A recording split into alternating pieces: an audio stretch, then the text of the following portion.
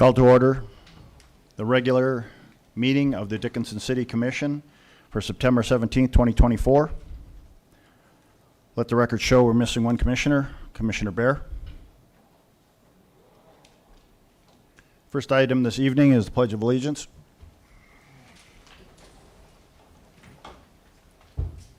I pledge allegiance to the flag of the United States of America and to the republic for which it stands, one nation, under God, indivisible, with liberty and justice for all.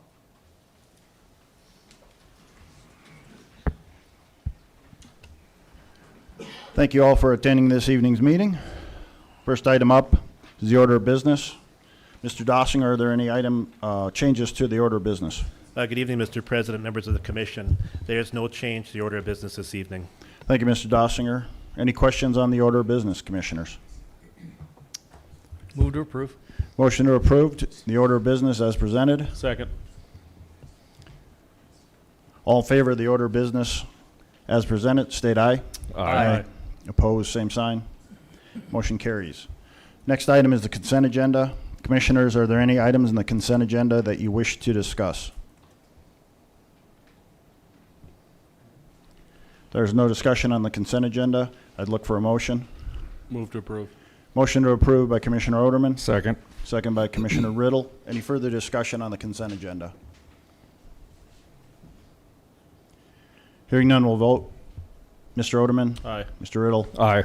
Mr. Frederick? Aye. Chair votes aye. Motion carries.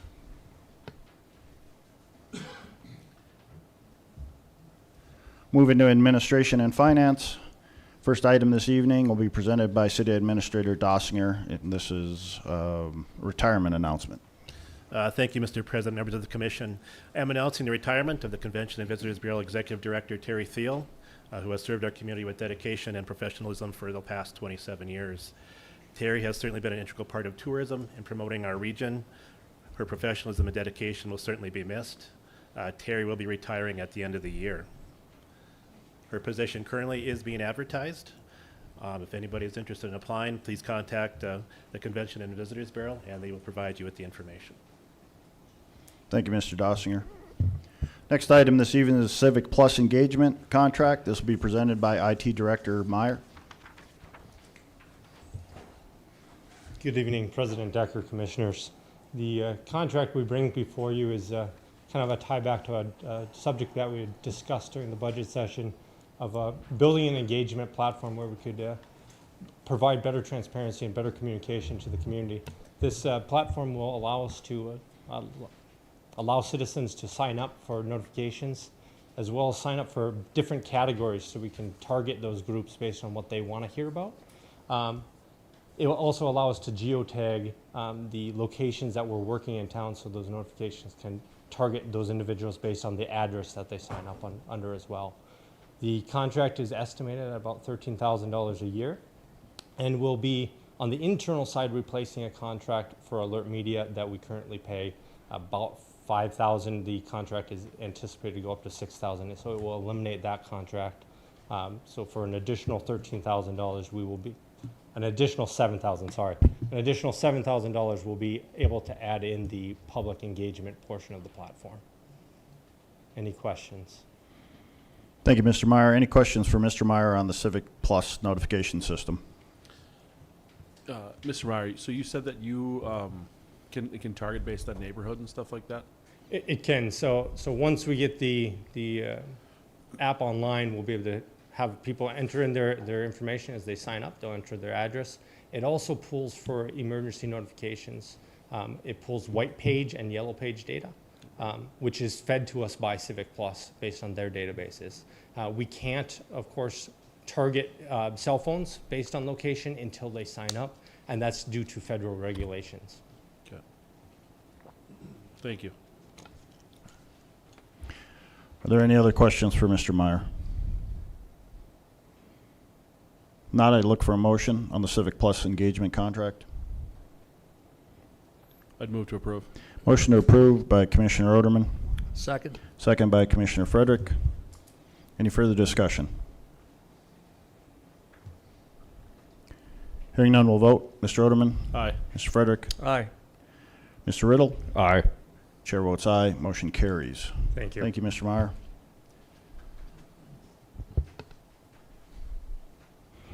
I have a few proclamations to read. We'll begin with the Extra Mile Day proclamation. Whereas Dickinson, North Dakota is a community which acknowledges that a special vibrancy exists within the entire community when its individual citizens collectively go the extra mile in personal effort, volunteerism, and service. And whereas Dickinson, North Dakota is a community which encourages its citizens to maximize their personal contribution to the community by giving of themselves wholeheartedly and with total effort, commitment, and conviction to their individual ambitions, family, friends, and community. And whereas Dickinson, North Dakota is a community which chooses to shine a light on and celebrate individuals and organizations within its community who go the extra mile in order to make a difference and lift up fellow members of their community. And whereas Dickinson, North Dakota acknowledges the mission of Extra Mile America to create 550 extra mile cities in America and is proud to support the Extra Mile Day on November 1st, 2024. Now therefore, I, Scott Decker, President of the City Commission of Dickinson, North Dakota, do hereby proclaim November 1st, 2024 to be the Extra Mile Day. I urge each individual in the community to take time on this day to not only go the extra mile in his or her own life, but to also acknowledge all those who are inspirational in their efforts and commitment to make their organizations, families, community, country, or world a better place. In witness whereof I hereunto set my hand and cause the seal to be affixed. And I'd look for a motion on to celebrate Extra Mile Day. Move to approve. Motion to approve Second. and a second. All in favor, state aye. Aye.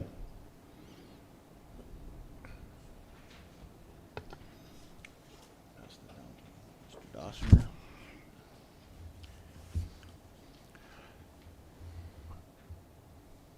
As I said, we have a couple more proclamations, but our next proclamation is about Manufacturing Day in Dickinson, and we do have an individual who wishes to come forward. Welcome. Thank you. My name is Zach Johnner. I represent Baker Boy and the other big 5 manufacturers. On October 2nd, Wednesday, October 2nd, is Manufacturing Day nationwide, and we'd like that to be in Dickinson as well. On that day, since 2015, we do an event at the BAC where we get to talk to about 700 individuals about manufacturing and give them the opportunity to learn, and really they're from students from the Dickinson area and surrounding areas, give them an opportunity to learn about the options and the jobs that are in the manufacturing industry, no matter if they're going to be working potentially in the manufacturing plant or working in IT or human resources or accounting. It gives them an idea of what we do and the opportunities that are in our community. So, Well, thank you, Mr. Johnner. thank you.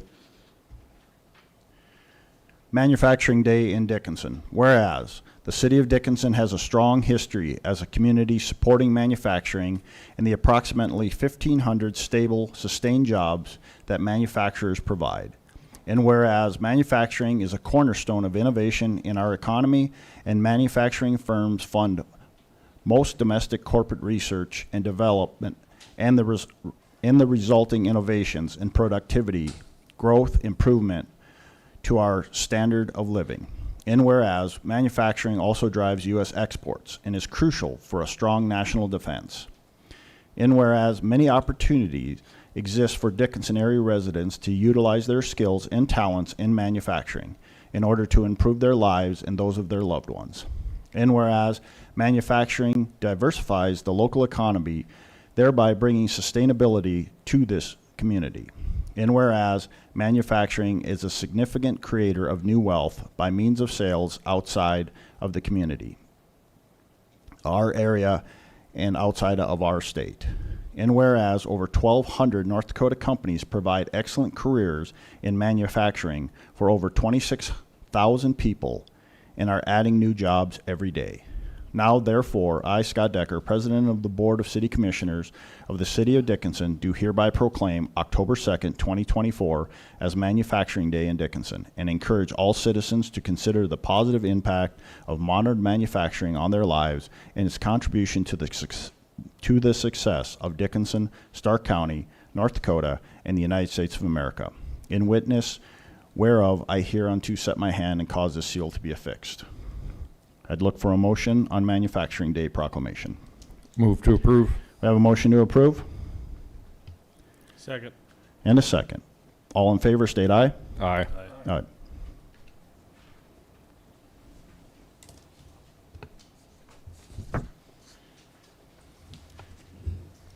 And our last proclamation is Fire Prevention Week, and we have some representatives from the Dickinson Fire Department to speak first. Commissioners, Mr. President, before you I have a proclamation for Fire Prevention Week.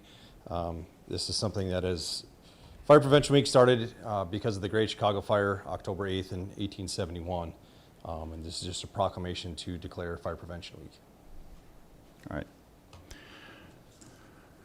Thank you, Deputy Chief Selly. I will begin with the Fire Prevention Week. Whereas the City of Dickinson is committed to ensuring the safety and security of all those living in and visiting our city, and whereas fire is a serious public safety concern both locally and nationally, and homes are the locations where people are the greatest risk for fire, and whereas home fires kill more than 2,700 people in the United States in 2022, according to the National Fire Protection Association, and fire departments in the United States responded to 360,000 home fires. And whereas roughly 3 out of 5 fire deaths happen in homes with either no smoke alarms or with no working smoke alarms. And whereas working smoke alarms cut the risk of dying in a reported home fire by almost in half. And whereas smoke alarms sense smoke well before you can, alerting you to danger in the event of a fire in which you may have as little as 2 minutes to escape safely. And whereas residents shall install smoke alarms in every sleeping room, outside each separate sleeping area, and on every level of the home. And whereas residents will make sure their smoke alarms meet the needs of their family members, including those with sensory or physical disabilities. And whereas residents should test smoke alarms at least once a month. Whereas residents who have planned and practiced a home fire escape plan are more prepared and therefore be more likely to survive a fire. And whereas the Dickinson Fire Department is dedicated to reducing the occurrence of home fires and home fire injuries through prevention and protection education. And whereas Dickinson residents are responsive to public education measures and are able to take personal steps to increase their safety from fire, especially in their homes. And whereas the 2024 Fire Prevention Week theme, Smoke Alarms, Make Them Work For You, serves to remind us the importance of having working smoke alarms in the home.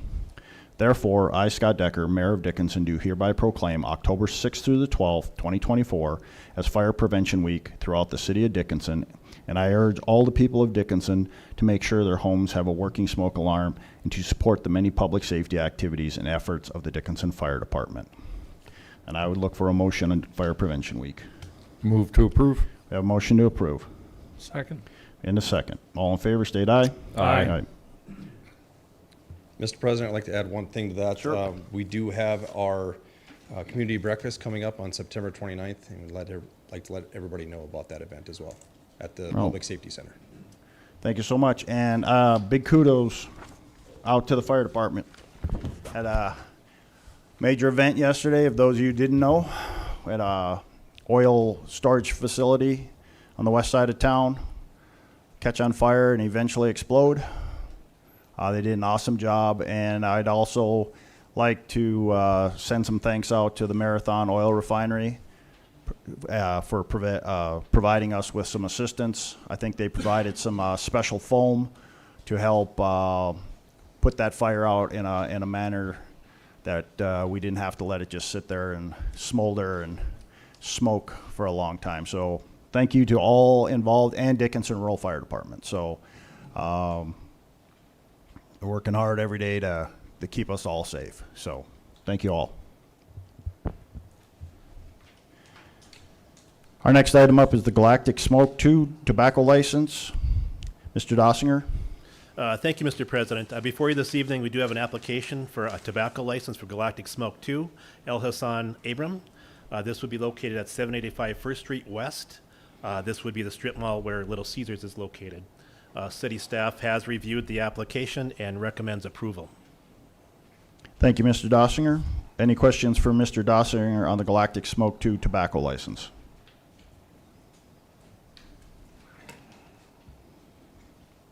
There aren't any questions. I'd look for a motion.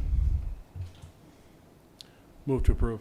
I have a motion to approve by Commissioner Oderman, Second. second by Commissioner Frederick. Any further discussion? Hearing none, we'll vote. Mr. Oderman, Aye. Mr. Frederick, Aye. Mr. Riddle. Aye. Chair votes aye. Motion carries. Next item up is we have a Class A liquor license transfer for D.O. Interest LLC of the Southside Saloon. Mr. Dossinger. Thank you, Mr. President. Before we do have a Class A liquor license transfer request from D.O. Interest LLC Southside Saloon. This is located at 48 East Broadway. Background check was completed. City staff has reviewed the request, the application, and recommends approval. Thank you, Mr. Dossinger. Any questions on this license transfer? Not, I look for a motion. Mr. President, move to approve. Motion to approve by Commissioner Frederick, Second. second by Commissioner Riddle. Any further discussion? We'll go ahead and vote. Mr. Frederick. Aye. Mr. Riddle. Aye. Mr. Oderman. Aye. Chair votes aye. Motion carries. We have a gaming site authorization for D.O. Interest LLC. Thank you, Mr. President. We do have a gaming site authorization request from the American Foundations for Wildlife. This would be located at D.O. Interest LLC Southside Saloon, 48 East Broadway. The effective date of this would be from October 1st of 2024 to June 30th of 2025. This would include pull tab jars, pull tab dispensing devices, electronic pull tabs, 21, and poker. City staff recommends approval. Thank you, Mr. Dossinger. Any questions on the gaming site authorization? Not, I look for a motion. Move to approve. I have a motion to approve Second. by Commissioner Oderman, second by Commissioner Riddle. Any further discussion? Hearing none, we'll vote. Mr. Oderman, Aye. Mr. Riddle, Aye. Mr. Frederick. Aye. Chair votes aye. Motion carries. And Mr. Dossier, we have a tobacco license request for D.O. Interest LLC. Thank you, Mr. President. Tobacco license application request from D.O. Interest LLC Southside Saloon. Again, this is located at 48 East Broadway. City staff has reviewed the application and recommends approval. Thank you, Mr. Dossinger. Any questions? Move to approve. Motion to approve by Commissioner Frederick, Second. second by Commissioner Riddle. Any further discussion? Hearing none, we'll vote. Mr. Frederick, Aye. Mr. Riddle, Aye. Mr. Oderman. Aye. Chair votes aye. Motion carries. Mr. Dossinger, next item on the agenda is the United Way funding request for environmental study. Thank you, Mr. President, members of the Commission. At the last City Commission meeting held on September 2nd, the United Way had requested $10,000 for an environmental study on the Dickinson Inn, which would be located at 637 12th Street West. This item was tabled by the Commission. The United Way Board did contact me yesterday and informed me that they'd like to withdraw the request for funding for the environmental study. Thank you, Mr. Dossinger. At this point, there'd be no action necessary by the Commission on this item. Even though this item was tabled, their request has been withdrawn, so there will be no action taken by the Dickinson City Commission.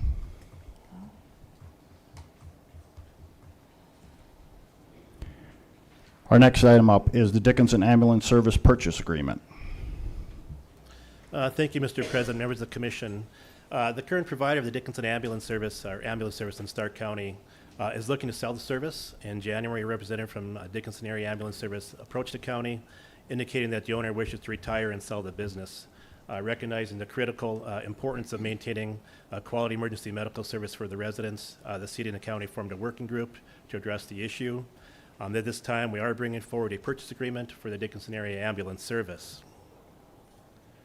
To highlight some of the points of the purchase agreement, the purchase price would be $927,355. $50,000 shall be paid upon execution of this agreement as earnest money. The balance of the purchase price shall be paid on the closing date. The closing date is on or before June 30th of 2025. The purchase price is allocated as follows: $425,000 for vehicles, $445,297 for equipment, and $57,058 for consumables and medical supplies. Just kind of highlight some of the allocation of the vehicles or the tangible assets. This would include a 2022 Ford Horton, 2021 Ford Horton vehicle, a 2019 Ford Horton, a 2014 Ford AEV, and a 2008 GMC Yukon. Some equipment that will be included in this purchase: radio and radio equipment, vehicle computers, COVID containment unit, ambulance cots and stair chairs, defibrillators, resuscitator and ventilator, and various other medical equipment. There'd also be $57,058, like I had mentioned, which would include consumables and medical supplies. Some of the things that also as part of the purchase agreement that would be excluded: the name of Dickinson Area Ambulance Service would not be transferred over to us. Sellers' accounts receivables billed at closing date, Dickinson Ambulance Service buildings, office furniture and office equipment, VHF pagers, and the 2024 Type 2 transit ambulance that's currently being utilized in our community right now. That would not be part of the purchase agreement. There would be no assumption of liabilities arising prior to the closing date, and no assumption of contracts or acquired permits prior to the closing date. City staff has reviewed this. Attorney Wanko has reviewed this. We have worked with Barrett, the owner of the Dickinson Ambulance Service, and his attorney. At this time, we are looking for an approval of the purchase agreement with the Dickinson Area Ambulance Service. Thank you, Mr. Dossinger. Commissioners, any questions on the purchase agreement for the Dickinson Area Ambulance Service?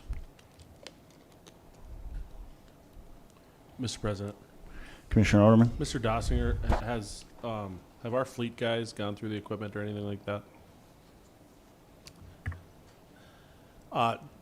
What we had done was we had rotated ambulance shifts through our fire station 2.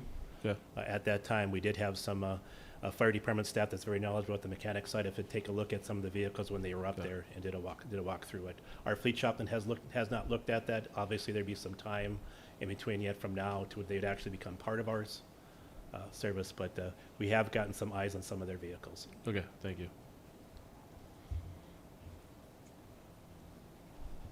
Are there any other questions or comments on the Dickinson Area Ambulance Service purchase agreement? I'd move to approve. We have a motion to approve by Commissioner Oderman, Second. second by Commissioner Riddle. Any further discussion? Hearing none, we'll vote. Mr. Oderman, Aye. Mr. Riddle, Aye. Mr. Frederick. Aye. Chair votes aye. Motion carries. Our next up is our joint powers agreement with Stark County. Thank you, Mr. President. Members of the Commission, before you is a joint powers agreement with Stark County. The joint powers agreement allows the Seat of Dickinson and Stark County to jointly operate an area ambulance service.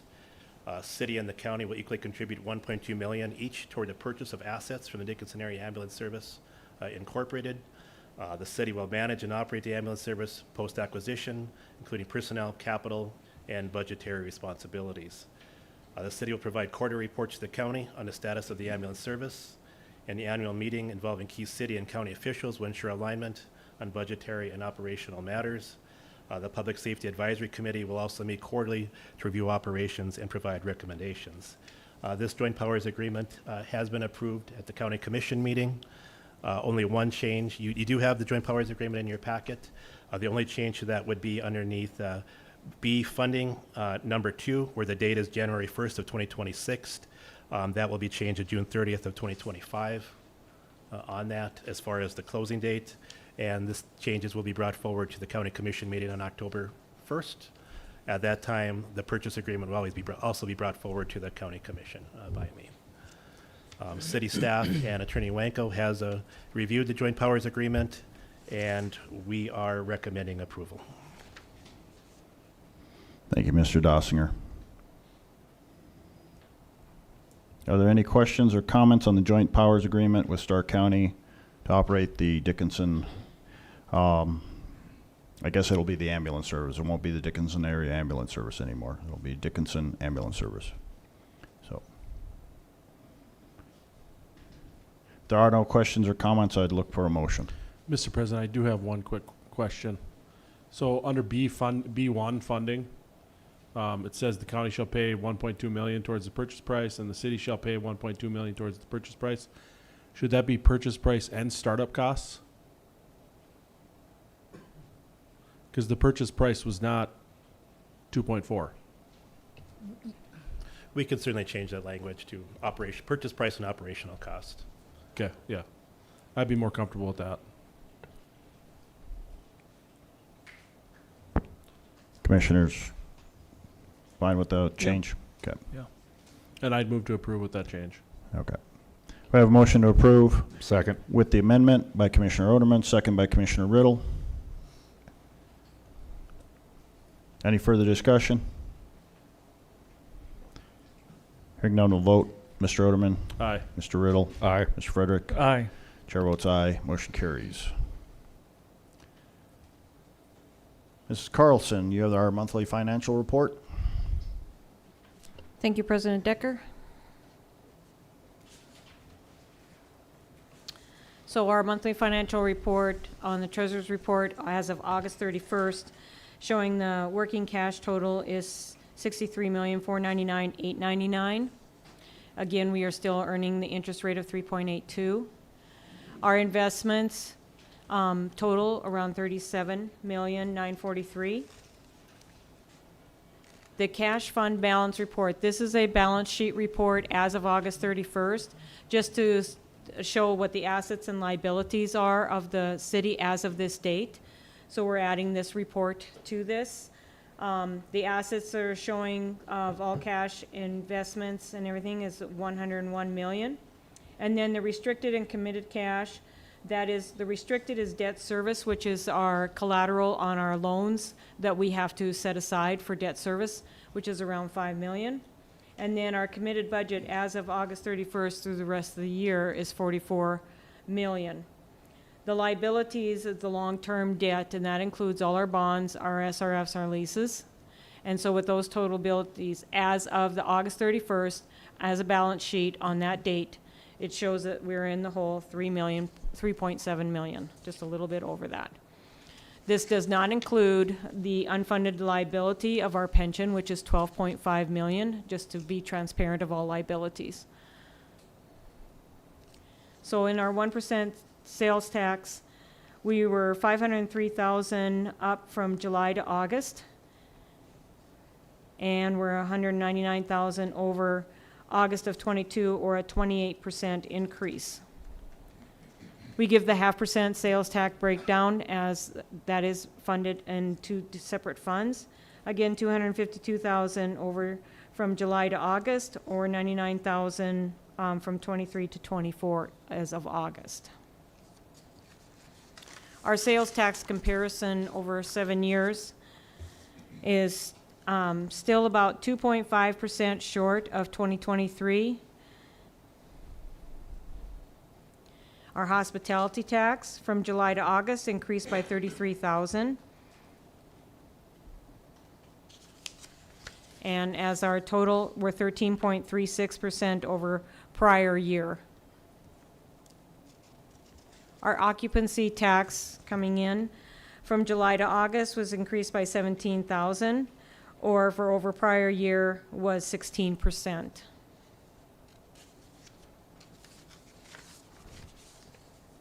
And then overall running 16,000 over prior year, or 7.48%. Our oil impact from July to August increase of 52,000, And from August of '23 to August of '24, it's up by 229,000 or 19%. Whoops. Click happy. And then over the 7 years from prior year 2023 total to 24, we are up by 1.5 million or 15%. All right. There we go.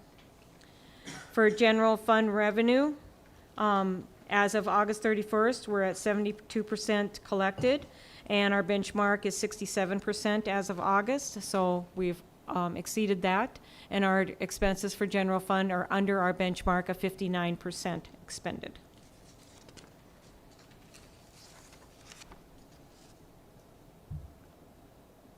There we go. Utility revenue is been 74% has been collected, and then expended is 48%. Any questions? Thank you, Mrs. Carlson. Any questions on the monthly financial report?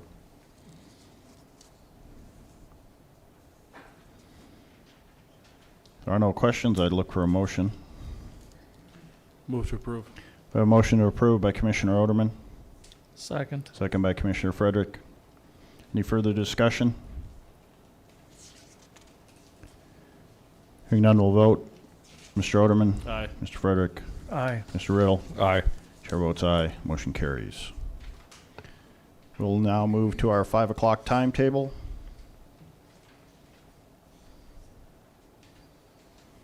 With public hearing and public comments. First on the agenda this evening is the appeal of Paige Worley. I would ask the Worleys to come forward, please.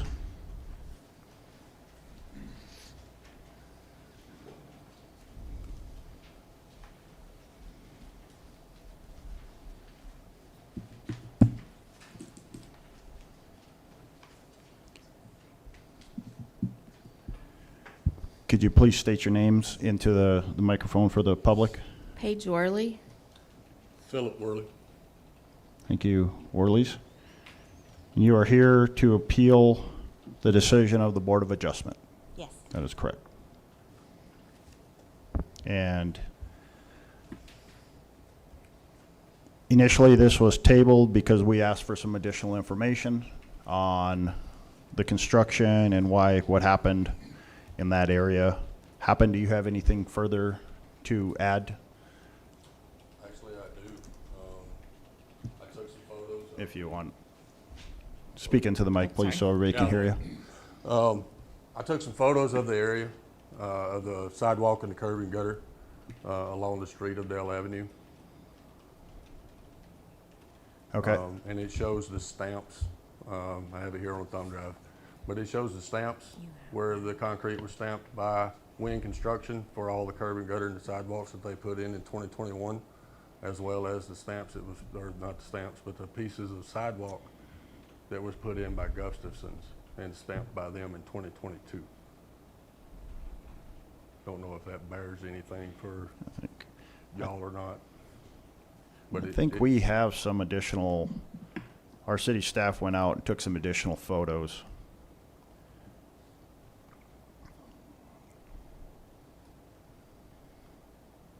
Yeah, we have the Gustafson stamp. Yeah, we have the Gustafson stamp photo. You have the wind stamp at the north end of every run that they put down. Not sure. We do have the Gustafson stamp, and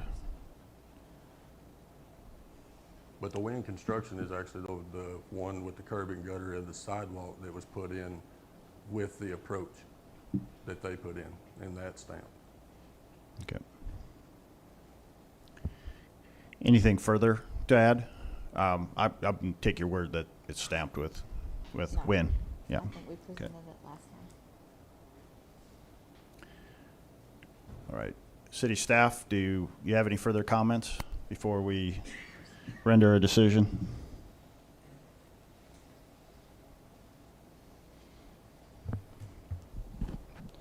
Blaine Dukart, building inspector for the City of Dickinson Building Department. So the 2021 mill and overlay was done by KLJ, was the engineering firm contracted, and we have an email directly from them that confirms there was no directive given on the mill and overlay for a change order. for from the original concrete. And Mr. Wynn also confirmed that he would not have the subcontractor complete his contract work in the city of Dickinson under a mill and overlay project. And you can see, I believe they're on here. We have stamps in there. The apron in question here is actually stamped by Gustafson and Googe. Willie did do the work elsewhere, but he did not perform this work. This was done under a boring contract given to Michaels by MDU, and Gustafson and Googe was their contractor. So that's why their stamp is in there. I don't know how it got in there, because even the management from Gustafson and Googe couldn't confirm that their men did the project as far as the apron. But as far as the city is concerned, we definitely had no involvement in that apron. And I have some other information here. So I'll just go down the list. But as far as the city involvement, we also have, I believe from that's a close-up of it. And this is the as-built provided by our city engineer that clearly show on that property that there was no order in 2021 on the mill and overlay to do a curb cut in that area. So I'm just going to go down from the top, if you don't mind. Parking in the front yard setback 3909-008 was enacted decades ago, along with impervious coverage maximums to allow permeable areas to absorb water to prevent stormwater drain overloads. That ordinance 1171 was passed in June 1st of 1998.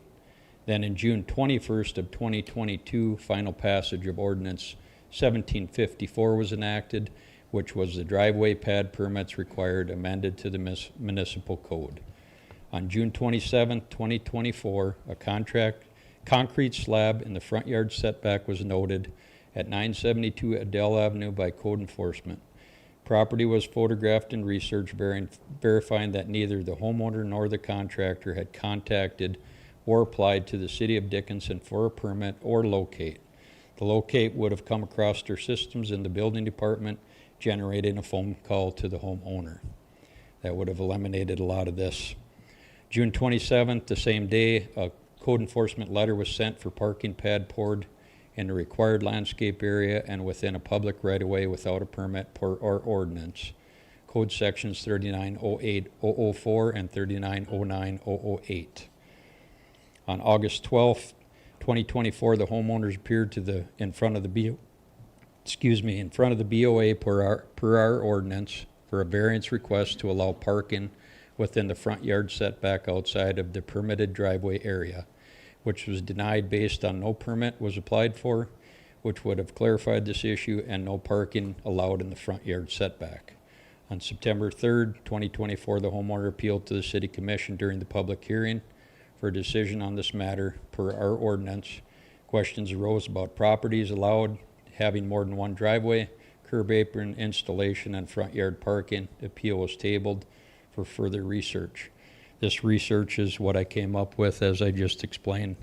This was not one of our projects. The mill and overlay was already completed in 21. This was a 2022 project. And the Building and Codes Department is asking for your support to deny this appeal based on the municipal code, which was created by this board and is enforced by our department. The Building Department will be requiring the removal of the concrete pad and returning this to the required landscape area upon denial. And to clarify for the public and this commission, this pad cost, according to several local concrete contractors, is approximately $3,600. Any questions? Commissioners, any questions for Mr. Dukart? No, thank you.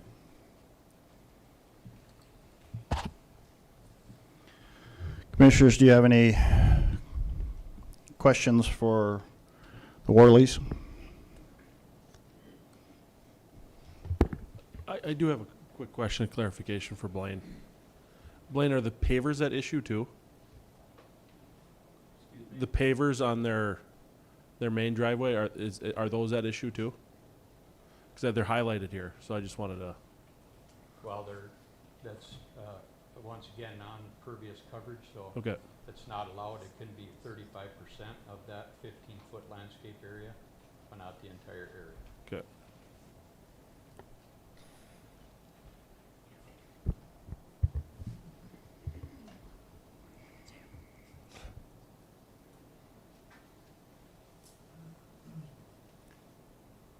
Any comments, commissioners, before I make mine? I mean, we didn't put the curb cut in, so somebody had to have. Just imagine, I drove over and looked at it. I mean, it just didn't magically appear there, so. Well, and the thing I struggle with too is the curb cut was put in there, and according to their testimony at the last meeting, they've been parking there for 9 years. And we're gonna only notice this once they put the concrete slab in. They were violating code before if they were parking on their lawn.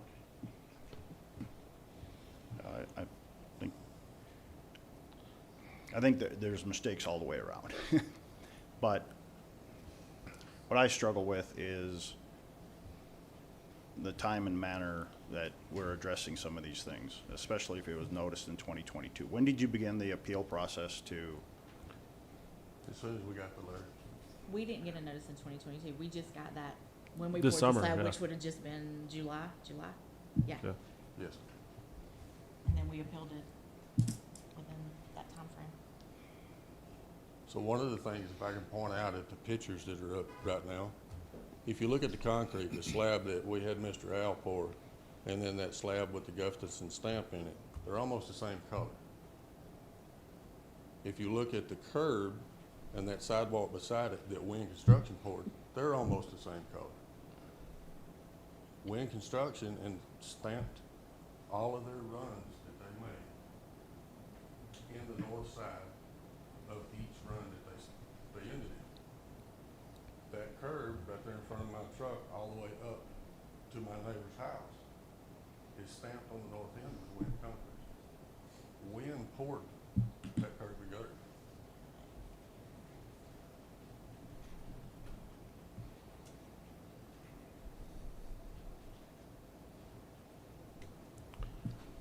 Blaine, you said MDU had been doing some work in that area? It was a boring project in 2022.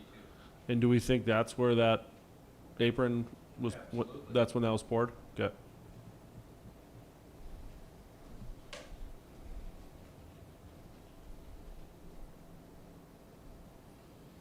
So it's stamped 2022. Yeah. That stamp is right on that apron. The white colored part. Yeah. 'Cause I've been, like I said, I looked at it.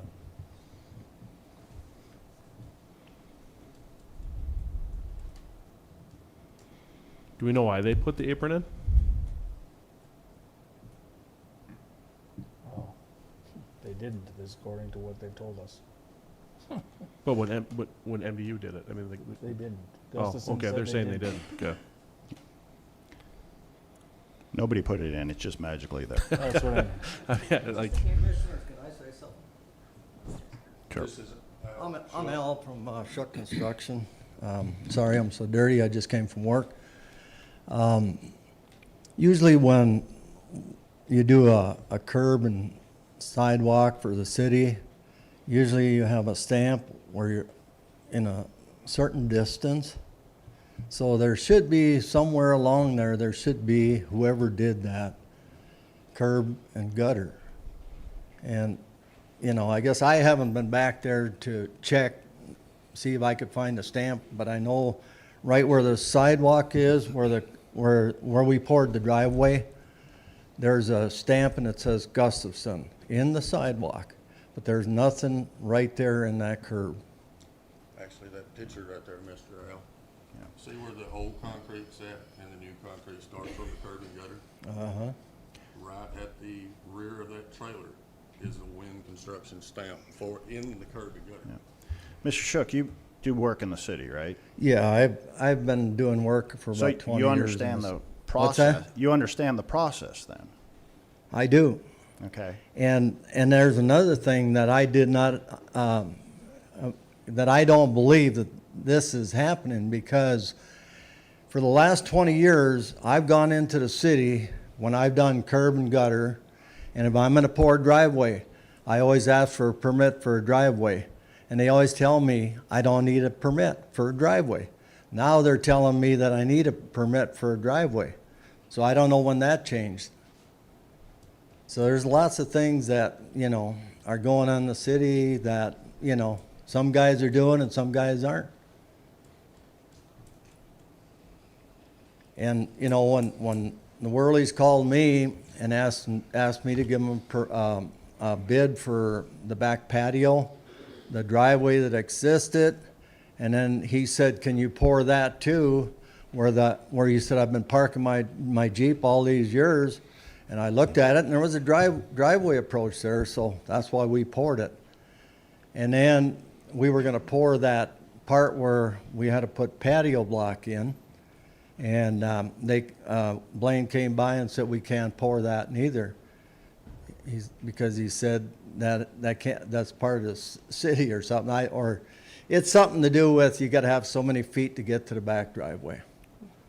I didn't know that neither, but I've been building here for 25 years, and I know that anything in the right of way, you have to have a permit. Is that correct? the city right away, my I mean, understanding the sidewalk is and the curb and gutter are in the right of way, so. curb and gutter in the city sidewalk is city, right? It's in the city right of way, so if you have a private contractor that's gonna pour in the city right of way, they have We to have a didn't pour, permit. we didn't pour in the city right away. Well, Gustafson did, but did they have Okay. a permit? I don't know. And then, It's my understanding related to the MDU gas main project that was like a kind of like a single permit, or maybe there wasn't even a permit. It was just an acknowledgement that they were going to be working across multiple areas throughout town. I don't know for sure whether or not they had an actual permit, but they were working with the knowledge of the city across the community. So I mean, you see the problem here, even if we let you keep the slab, you can't park there. I mean, it's not allowed in our code. So even if we don't make you tear the slab out, you still can't park there. But if we had a 3-car garage, we could have a 100-foot driveway No, there's limitations on that also. right around the city. There's plenty of them. There's not, you're limited to the width of your drive, or your garage.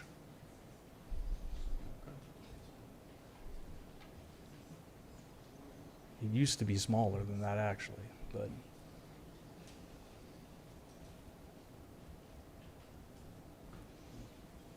And there is a permit for accessory driveways. There has been for, I don't know, Well, several. what's one cost? I pay for it and let me keep my pad. Like I said, even if we allow you to keep the pad, it's not allowed in our code for you to park Parked there. there for 9 years and nobody has said a word. 9 years. There's other people in this city that park in their yards. Plenty of them. We parked there 9 years. People that owned the home before us was parking there since the 70s because they've owned them. You understand where this goes for us? If we allow you, then it allows everybody. I mean, No, because yeah, the I mean, city then put in a anybody's approach, gonna, doesn't allow everybody's gonna everybody. want another driveway in their front This is yard. a special case because the city put in an approach in front of that driveway. All I did was pour a driveway.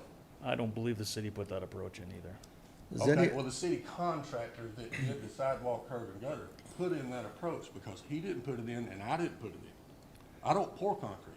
does anyone know when that code came in effect that you couldn't pour another driveway on your property? I think he said 1997. 97? Okay. A year after I started building here. If we have one other individual city official that,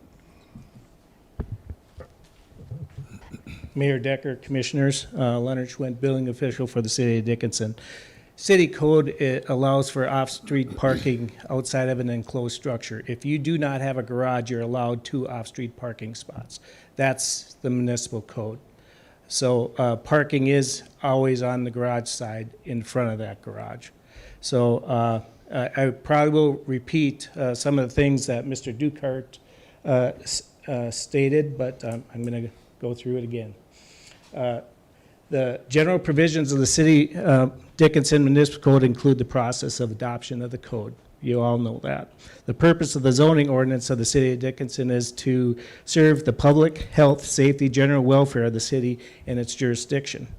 Classify property in a manner that reflects its suitability for specific uses. Provide for sound, attractive development within the City of Dickinson's jurisdiction.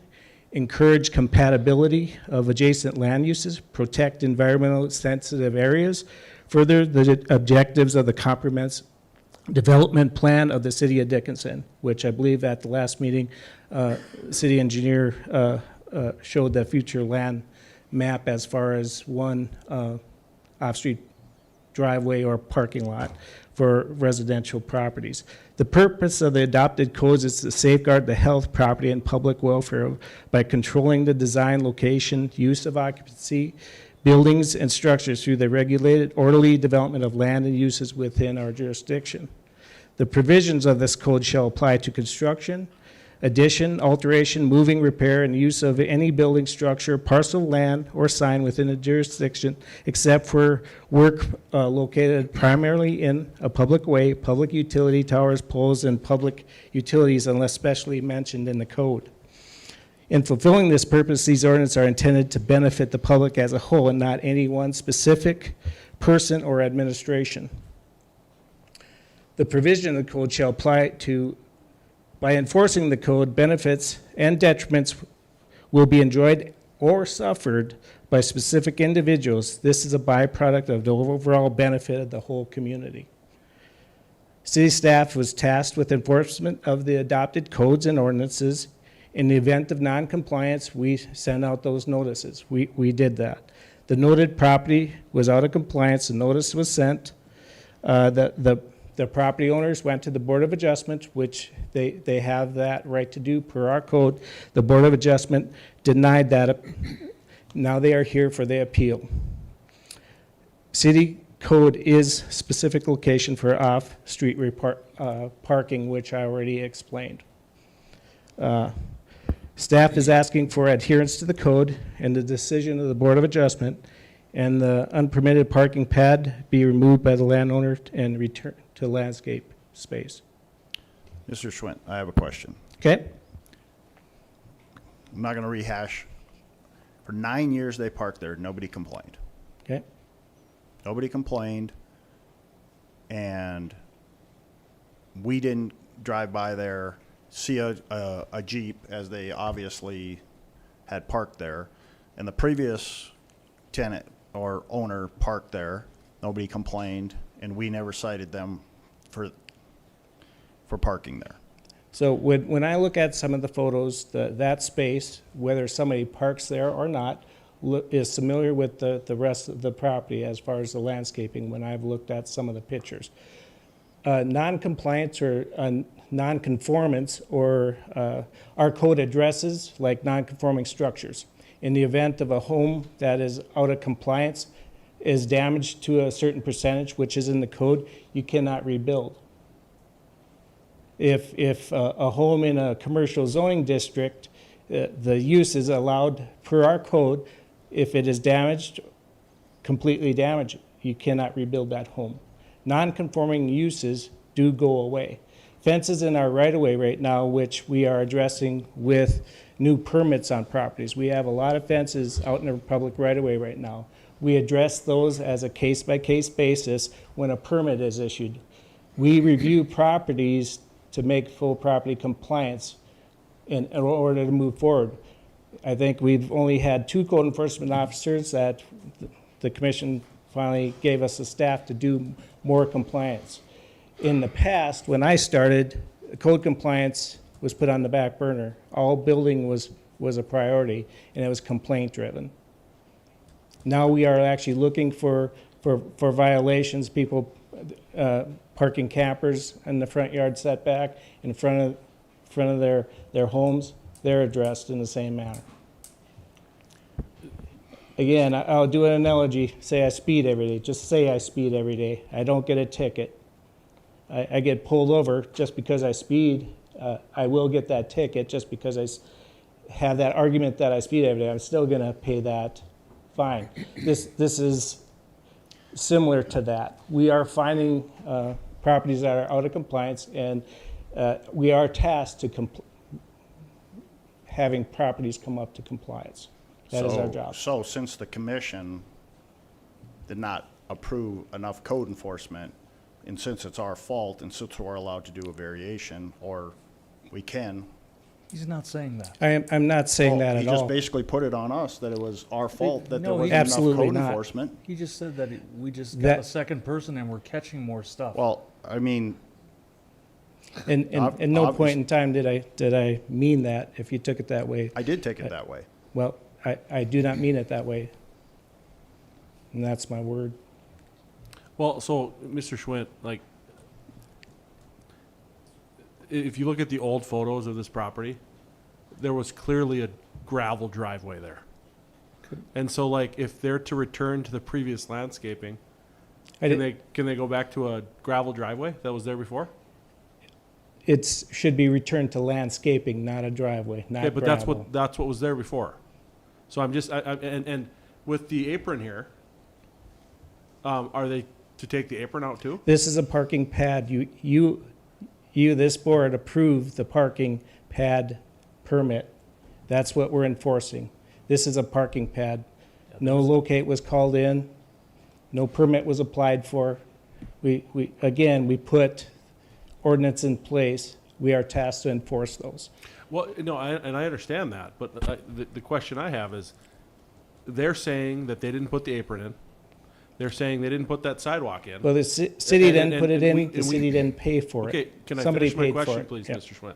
So, like, if they didn't put that in, and Mr. Shook is saying, hey, I'm pouring a cement slab, I'm not pouring the sidewalk or the apron, and typically that's what he's needed a permit for in the past.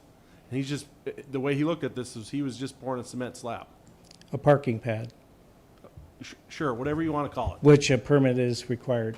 Okay, so if we say, hey, they got to tear this out, and go back to the previous landscaping, which you said, like, go back to previous landscaping. Previous landscaping was a gravel driveway. You would have to meet the landscape requirement. Which is impervious, which this is not, and it also still would not allow them to park there. It's in our ordinance, Okay. they cannot park there. And that's. At any time, again, go through the process. If we want extra parking pads, we want extra flow off of private property and taxing our system, I guess we can review that and allow more off-street parking.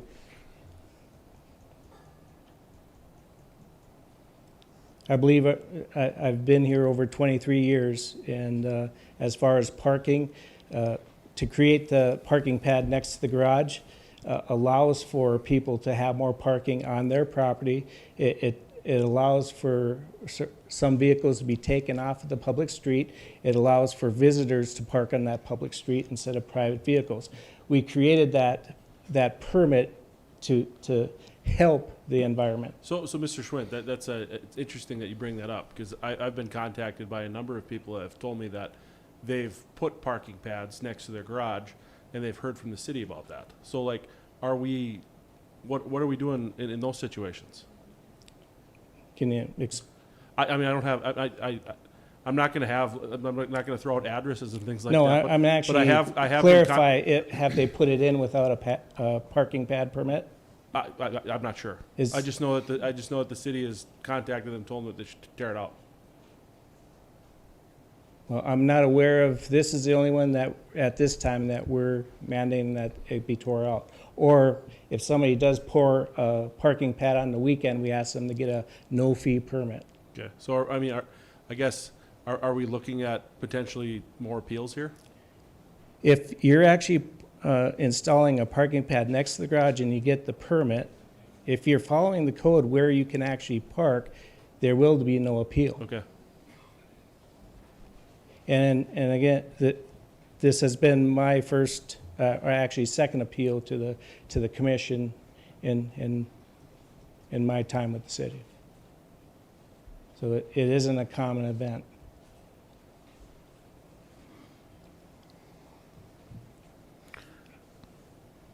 So, do they have to take the apron out?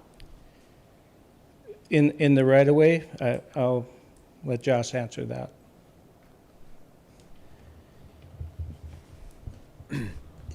Since the fact is that the ordinance is specific where they cannot even park in front of the house like that anyways.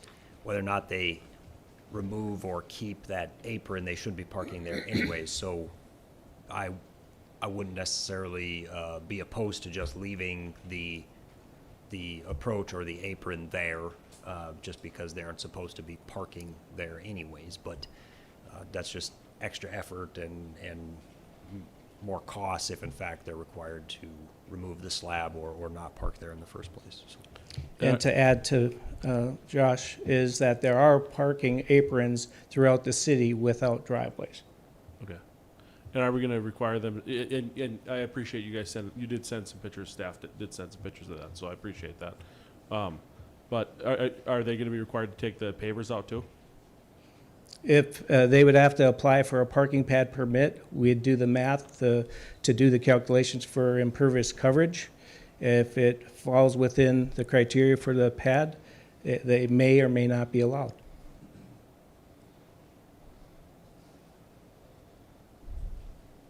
Again, they were installed without a parking pad permit also.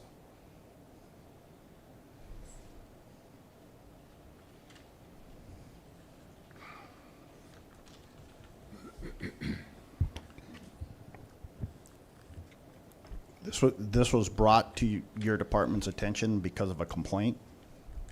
I'd have to do the research, whether we're driving through the neighborhood. Again, generally what this should come to us with, if there's a located generated, we get those. So we reach out to a property owner to assist whether they need a permit, if they're doing something they can't do. A lot of people within the city don't realize you still need a fence permit. There's locates for those. We reach out to those individuals and give them the proper information so they can apply for a fence permit. All our permits are online, easy to do. And again, this one, there is no fee attached to it.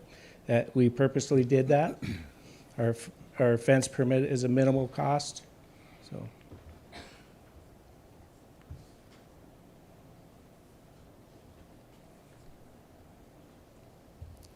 I have a question for the Worleys. Would you guys have poured that pad had it not been for that apron? No, sir. And going back to his analogy of the speeding thing, with that apron being the way that it is with the approach in there, that's like having the cop pushing down the gas pedal for you. It wouldn't have happened if the apron hadn't have been there. That's the thing that makes this so unique to me. When did you report the main part of your driveway? Say again? The same time. We did the whole project, so we never said that this one part cost $18,000. I know Mr. Dukart was giving us a quote of he has no idea how much I paid, but we did this whole project. We did our back patio, our driveway, this part all at the same time. And where the pavers is at, that was extending my driveway in front of my garage. So we could park there. And I was trying to put concrete there until he came by and stopped the concrete pour. And so I had to put something down because I had a hole dug out where that was at because they had it formed up ready for concrete. So I had to put something there, so pavers was the next best option, which it did cost me about $100 more because it's more labor intensive. Ultimately, all we were trying to do was improve. Like, we weren't trying to change anything that was out of the ordinary. And the only people that we would be bothering is our neighbors, and we've already talked to all of them. They've all signed a petition. They have no problem. They've actually said the opposite. It looks spectacular compared to what it did look like. If you look at the one picture, I mean, if you look at the curb next to it, go back one. No, the one where it shows the two fronts of the houses. I mean, you look at the color of that apron. I mean, that's in fresh concrete. That is not the existing curb that was there before. In what? And in 2021, we have pictures where there's high back curb there in front of that driveway. But in 22, all of a sudden, an apron appeared. Well, that's when Gustafson would have been there, right? Yeah. Gustafson. Well, the neighbors to the north also have all brand new concrete from Gustafson too, because it's stamped. So It's all up and down the street. All the sidewalk has Gustafson stamps in it where they came in and did patch in the sidewalk. It's all over the street.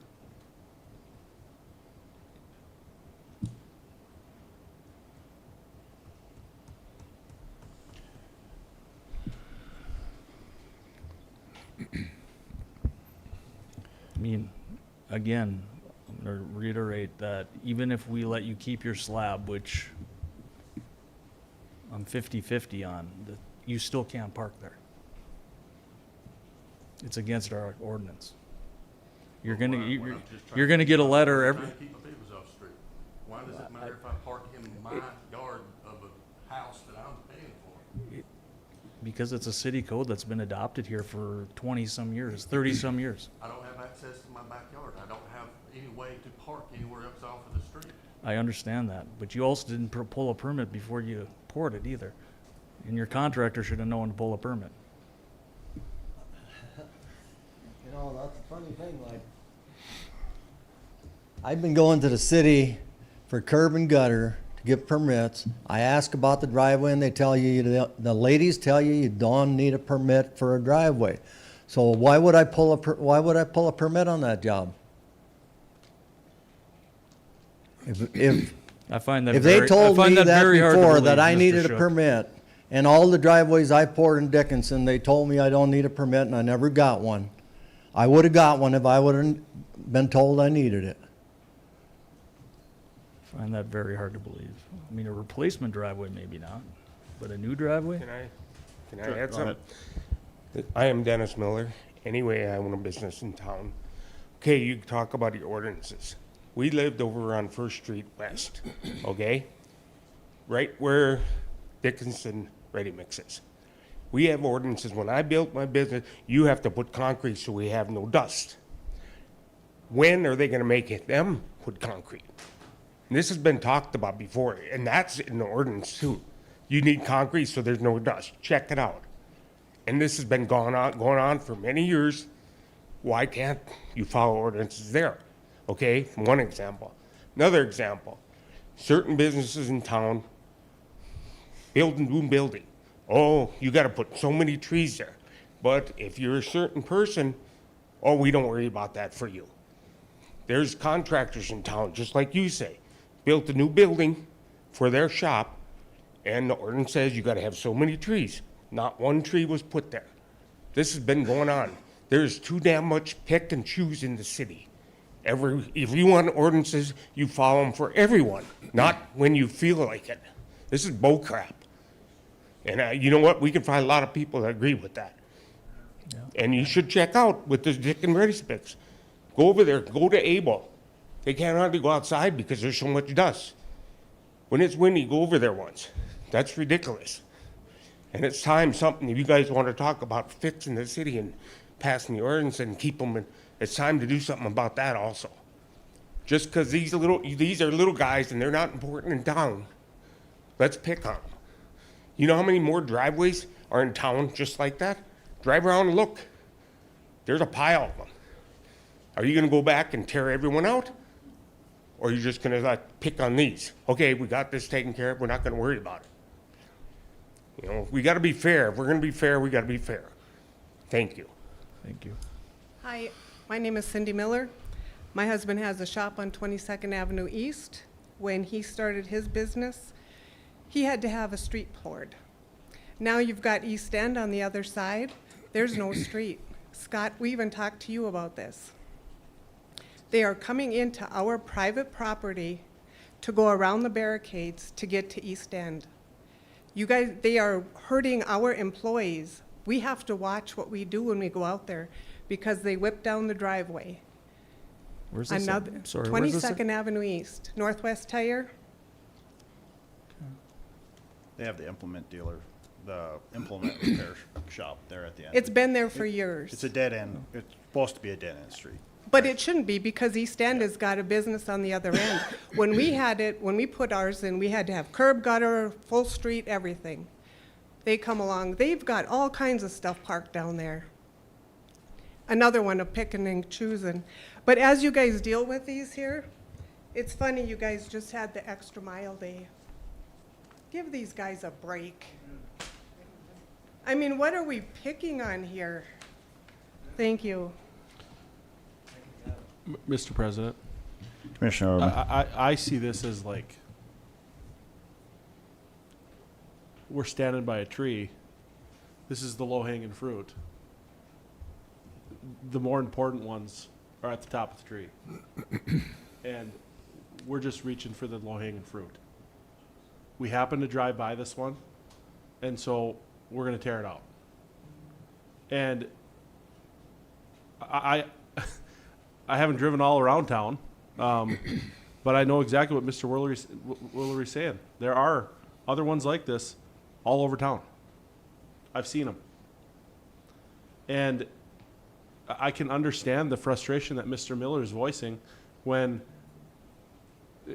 it seems like we're just picking the low-hanging fruit. And that's why I'm frustrated here, is because they're saying they parked there for 9 years, and they're saying that the previous owners parked there since the 70s. And we just, I mean, that's 50 years. And now we're going to enforce it? Mr. President, Commissioner Riddle. I agree with Mr. Oderman 100%. I do have one question for Ms. Wanko, if I can. U.S. Constitution, 14th Amendment. Would this qualify under private property rights and government stepping in on that? Commissioner Riddle, I don't believe so. I think this is a situation where the city has certain ordinances in place to, as Mr. Schwint alluded to, allows the city to govern its use of certain parcels of property. This isn't a taking situation by any means, because the city isn't taking the property. The city is just governing and giving guidance on how it can be utilized. So I don't think that applies in this situation. I think that the city has the ability to adopt ordinances to be able to determine how property is going to be used in a suitable manner to make it consistent and congruent throughout the city. So I wouldn't see that as being an issue in this particular situation. Okay. Another question I have, and I'm not sure who can answer it for sure, but with this pad in there, what's it actually affecting as far as stormwater or anything? Where's the studies to show that it's gonna hurt what it's doing? I mean, to me, if it was a gravel parking pad, as we've seen before, to putting concrete in there, watershed off of it, what's gonna be the difference? Specifically to your question on the difference between a gravel surface versus a concrete surface, there's only a small difference. Right. So, Yeah, so essentially no difference in stormwater. minimal. So for our stormwater system, any runoff off of this concrete pad is actually going to improve it with not having bits of gravel run into the street, down the gutter, into the storm drain? The stormwater system can be impacted negatively by gravel or other debris in the system. You're correct.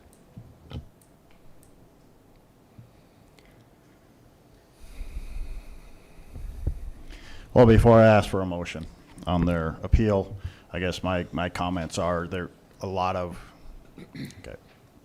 We have another comment. Sorry.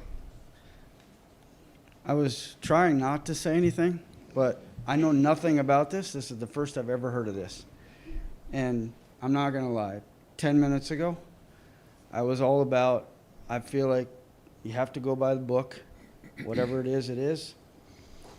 This happened and we got to get through it. But the more I listen, I feel like we could sit here all night and there's going to be pros and cons to both aspects of this. And with this being happened, from what I heard, this was poured in 22, 21, okay, whatever it is. Okay, we're talking about years ago.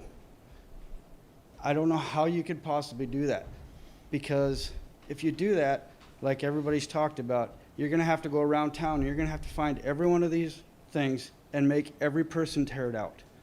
That's my opinion on it. But is that going to accomplish anything or help anything for our city? But this brings an alert to the entire city, brings the alert to everybody here that you cannot do this. See? So going forward, from this day forward, this is not an option for anybody. This got screwed up somehow in the past. We gotta move past the past.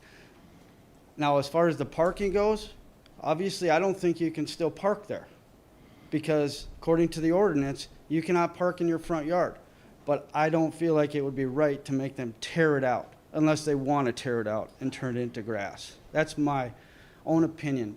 Going forward, these codes or rules cannot be broke. But what has happened in the past, we gotta wipe our hands from it, be done with it, and do things the right way from here forward. That's my 2 cents, and I shouldn't have said anything, but I did. Thank you, Mr. Olet. Mr. President, Mr. Dossinger. you know, I think there's a combination of errors on both sides. Obviously, if the cities haven't communicated in the last 9 years that this wasn't allowed, you know, shame on us for only catching it and enforcing it now. Obviously, the homeowner and the contractor should have obviously got a permit with this. So I think, you know, this is slip by the goalie, so to speak, right now as far as past the city. You know, I think where the point lies is better educating the contractors and the homeowners that a permit is needed. A permit is free. The purpose of this permit is to make sure that it meets codes, that a locate is obtained prior to pouring this to maintain and protect infrastructure.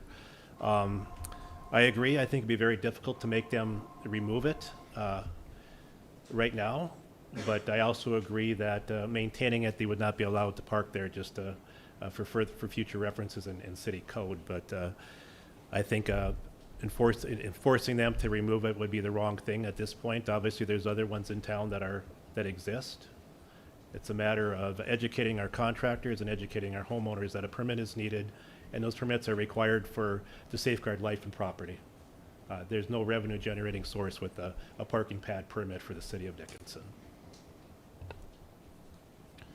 Thank you, Mr. Dossinger.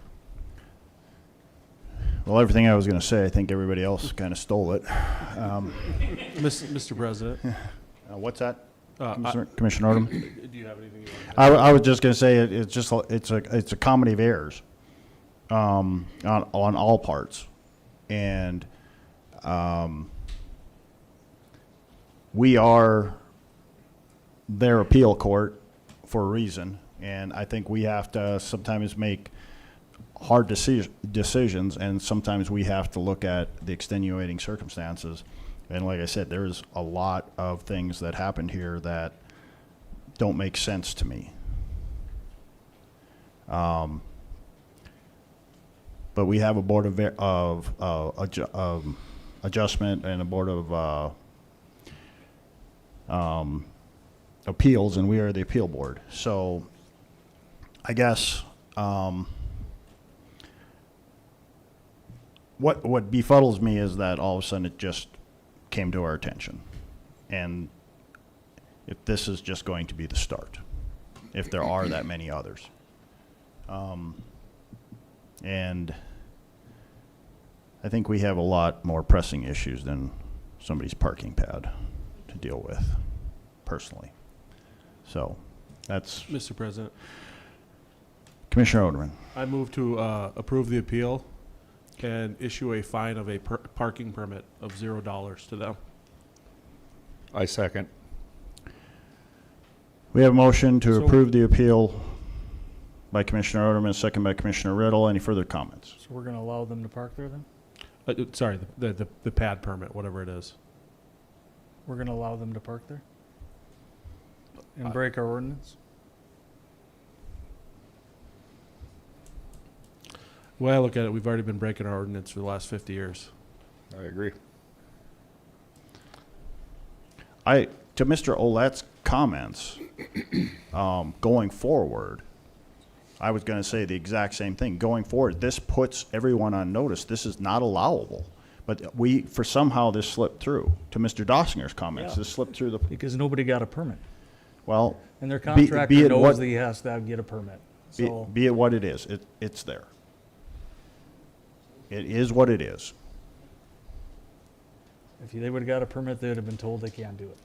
actually, there's more of an impact to this, so if we're gonna allow this, the percentage of lot coverage, are we gonna start changing our percentage of lot coverage? If anyone, whether you wanna add on to your home, or you sell the home, they wanna add on, we will deny it because of lot coverage. So are we, again, are we starting a wheel that we're not gonna stop? Let's talk about it. I said at the last meeting that I want to talk about this stuff because I don't know why you can't have a second driveway. So I gave the steps Well, but of I get why we that. create ordinances, and this board does approve those ordinances. I understand that, If but we want to adjust those, let's have that conversation. that's what I'm saying. Let's have the conversation. Mr. President, I think we need to have this conversation outside the commission, me and staff, and maybe one or two commissioners on a special working group on this. I don't think we're being productive right now. My question is what if they start parking a fifth wheel there? The next person that buys the house, and it's sticking all the way to the sidewalk, and the guy that's got the driveway next door can't see when he's backing out. Then what? I mean, it's a Jeep now, but what if it's a fifth wheel or a big race trailer? Or there's a reason that we have these ordinances.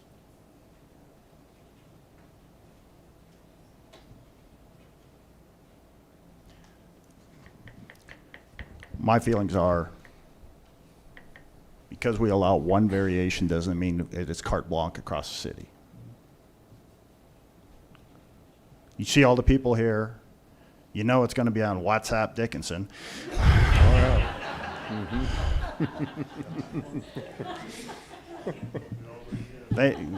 They know that this is a case that has a lot of different circumstances. There's errors all the way around. They are not error-free. We have a motion and a second. My question is, are we gonna allow them to park there and break our ordinance as part of this motion? Mr. Orderman? I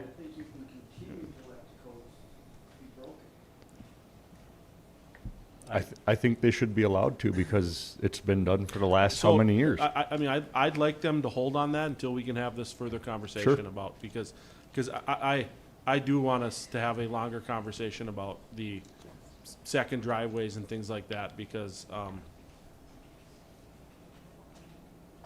I think we need to have that conversation. And until we have that conversation, I'd be comfortable saying, hey, please limit your, don't park on that pad, park on the street, till we can have that conversation.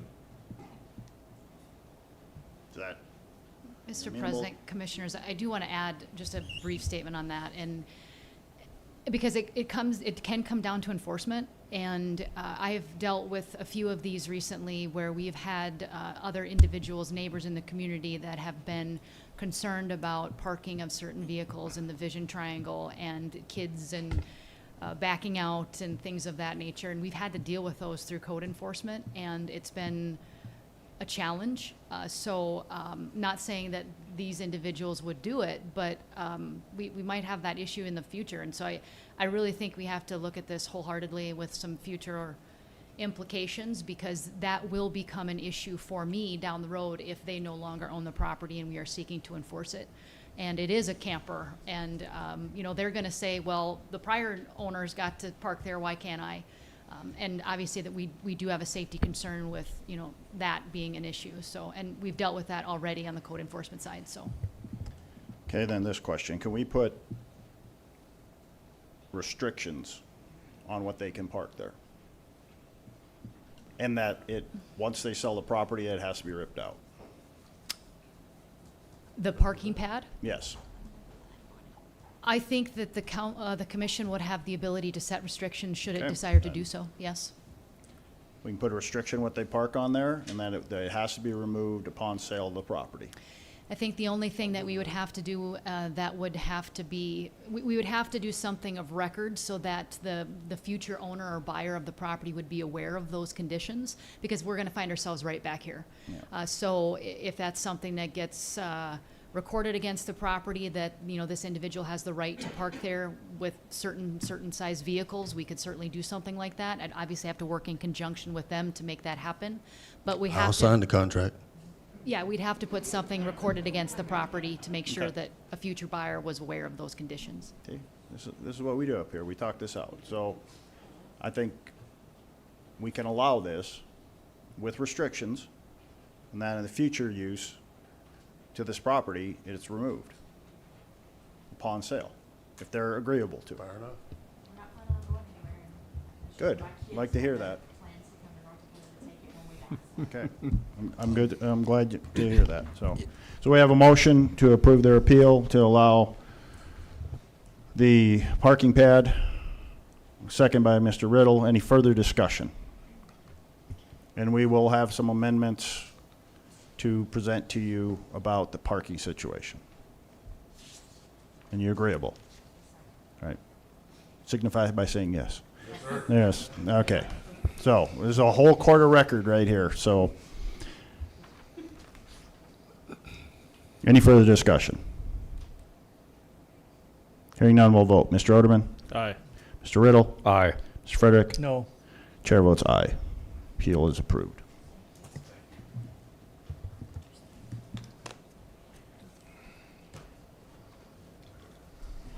Our next public hearing is a rezone request for the Woodworth. City Planner Josephson.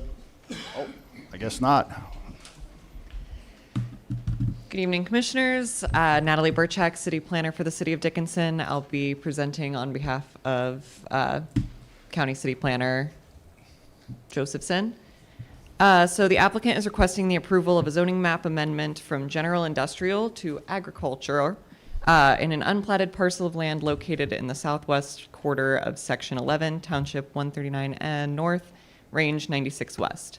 The subject parcel is located within the City of Dickinson's ETZ and is generally located between 10th Avenue Southeast and the Hart River, approximately 1/4 of a mile north of 8th Street Southeast. This motion previously passed the City Commission on April 2nd of this year, but since then, city staff has been informed of an error that occurred when advertising this project for its Planning and Zoning Commission meeting. And so we're putting this project in front of you again to rectify that and make sure that it is passed correctly. So staff recommends approval of the project. Okay. So this does not have an ordinance assigned to it yet? Mr. President, we would assign a new ordinance number. Okay, so this would be 1810 then? Correct. Okay. Commissioner Frederick, is this the same property we had in front of us? Did they just change it to a 5-acre plat out there? No, this is a different one. Different? That's coming Okay. up, but this is just a housekeeping thing. Where Okay. It was. Yeah, it's housekeeping. Okay. They missed a week of advertising or something, so we had to bring it back through just to cover Okay. our bases. Okay, on that. I asked Mr. Sklarchuk. He did tell me that they had to put it back. Yeah, we had us do planning and zoning last Right. week. So this is 1810 then, ordinance 1810? Okay. Any other questions for city staff? Not, I'll open up the public hearing. Anyone wishes to come forward, speak to this rezone request for the, I think it's called Woodworth, right?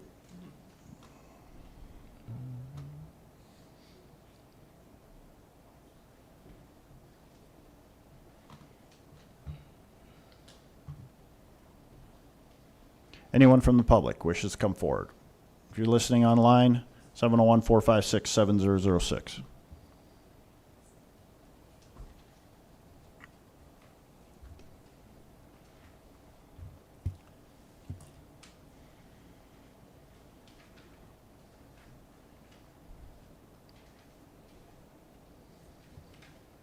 Anyone from the public? Hearing no one from the public, I'll close public hearing.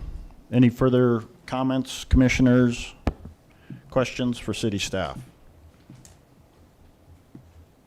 Now I look for a motion on ordinance 1810. Mr. President, move to approve. Motion to approve by Commissioner Frederick. Second. Second by Commissioner Oderman. Any further discussion? Hearing none, we'll vote. Mr. Frederick? Aye. Mr. Oderman? Aye. Mr. Riddle? Aye. Chair votes aye. Motion carries. Thank you. Thank you.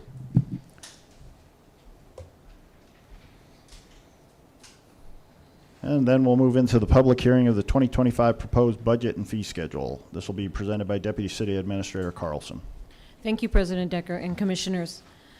So before you and in your packet, the full 49-page of the budget was provided to you in your packet, and this is just the highlights of where we're at for 2025.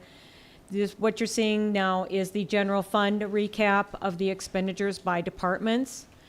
And with the general fund, from 24 to 25, we have raised it only 1.96%.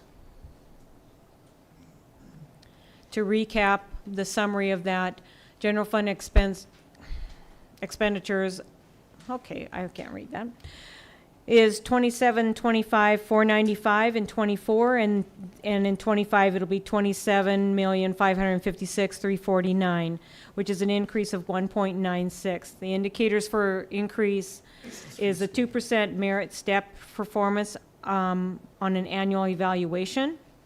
And another indicator would be general inflationary cost increase for operations and projects. And then also the ambulance funding of $500,000 for 2025, which you'll see in the next slide here.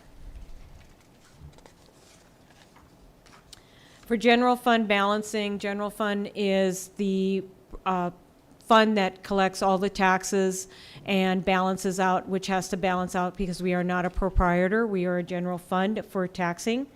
So our revenues were 10 million, and again, our expenditures were 27 million. So with that, there is percentage of taxes that comes into the general fund to help the operations. With that, there's 479,000 that will be used out of the general fund reserve for cash on hand to balance it out. Every year we put this in there to balance because we are using numbers. We will not, until actual cash comes through at the end of the year. In the last 2 years, we have not used the reserve of our cash. Just a quick clarification for people in the public. And initially, it was reported that we were going to be flat or minus 1%. The adjustment to that happened with the ambulance service, and us assuming duty and operation of the ambulance sooner than we anticipated. We anticipated January of 2026. Correct. It looks like we'll be taking over in June of 2025. So that bumped up our that $500,000 increase, as Mrs. Carlson alluded to, is where you're going to see the 1%, a majority of the 1%, and that's the increase of the ambulance service. So. Thank you, President Decker. And just to, for the public too, last year's 2024 budget for general fund, our increase was 9.55% over 23. And so we've definitely decreased for this year. Going forward for the budget recap on the total of all funds for the city, we're seeing an increase of 1.07. And under the special revenue funds, you will see that the ambulance has been added in there for 24. We put the total amount in there. The end of 24 to all the way through 25 is 3.383 million. So that is just exactly what President Decker talked about, and that's what's making that increase of 1% there. So for the summary, all city funds expenses is 106 in 24, and in 25 it'll be 107.5 million. The increase is 1.07, and again, indicators for increase, 2% merit step and general inflationary cost increase, and then the new ambulance fund added in for 2025. This is our 25 personnel requests that comes from all departments. And in the red on the upper right left-hand corner there is no new additional positions. That means no new head count. but there is achievables. So we have achievables in our current, where you might be an operator, you go to a senior operator, and with those positions, they're in the pink. There's around 21,500 that was added. We have new achievable steps, so those that are want to have a senior position in theirs for a next step to achieve, that would take 13,500. And then there is the promotional or reclass, which is 37,000. And those are all detailed right there in the rest of the columns down there in the color codes. The next one is our capital request. This is our departmental capital request. Anything that is in the green is what I wanted to show you, is that anything that is in the green is through their personal budgets and of their departments. So the first one is animal control, is looking for roof and side panels for the dog kennels. This request came through and was proposed for $18,000, and that is part of their actual budget. Anything that's in the blue, the light blue area, is coming out of either reserve funds or another special revenue fund to pay for that project. The gold is leases. So we have 2 leases that are coming through for next year. With that, we also have the subsidy grant breakdown. This is where we have 3 committees. We have a senior, a Southwest grant, and a subsidy grant. And these are the comparisons of 24 to 25, and then the funding sources that we have, the funding coming out of for these subsidy requests. So with that, this portion does stop for the budget portion of the things, but we also have Public Works Director Aaron Prowse up here, and we will be talking about the proposed fee schedule. This does not have to be approved on, but because this affects the budget and the revenues, he will be discussing what he's proposing for fee schedule changes. Good evening, President Decker and Commissioners. As far as the proposed fee schedule changes for Public Works, it will affect our Solid Waste and Recycling Division along with our Utilities Division. As far as the Solid Waste and Recycling Division goes, we are looking to add in our minimum disposal fee for any transactions that occur across our scale. We are requesting a $3 flat fee for every customer that comes through. This would create unity throughout the city and for our out-of-town residents, our customers that use our facility. I did some research on several cities throughout North Dakota. Almost every landfill does have a flat fee. Last year we did propose that. It was approved, and then the decision was rescinded later on in another meeting. However, we would like to propose an additional $3 flat fee. What that would mean, we generate approximately 500 tickets per month across our scale, equates to about $1,500 a month, $18,000 a year. So Mr. Prowse, just so we get clarification for the public, because we went through this last year. Okay. That's any yard waste, not yard waste, any household waste. So this would include any waste that comes to our facility, excluding yard waste or tree branches. Right. So any household waste, any construction materials, basically we would generate a ticket based on our per tonnage charge. The minimum ticket that we would assign out of our scale would be at $3. So if they bring in 20 pounds of some material, it'll be a $3 ticket. If they bring in 2,000 pounds of some material, it'll be generated at our rate per ton. So using household as an example, it would be $60 a ton. Okay. Well, that generally, falls under usually a contractor doing something anyway. Nobody's going to bring you 2,000 pounds of household waste. If they're cleaning out garages, it does happen. Oh. Yeah. Okay. And for some reason or another, there's a lot of garage clean out. That's for another discussion, so. Also at the solid waste side, our single stream recycling contract was approved at the last commission meeting. With that rate increase, We are proposing to go to 16 cents a pound. It's kind of a shocker when I talk about per ton, but it does equate to $313.16 per ton, or 60 cents per ton. That covers our processing, transportation, and labor to get the material to Demcon, Shakopee, Minnesota. And then a new fee that we'd like to propose is polypipe, culvert, and conduit, $100 a ton.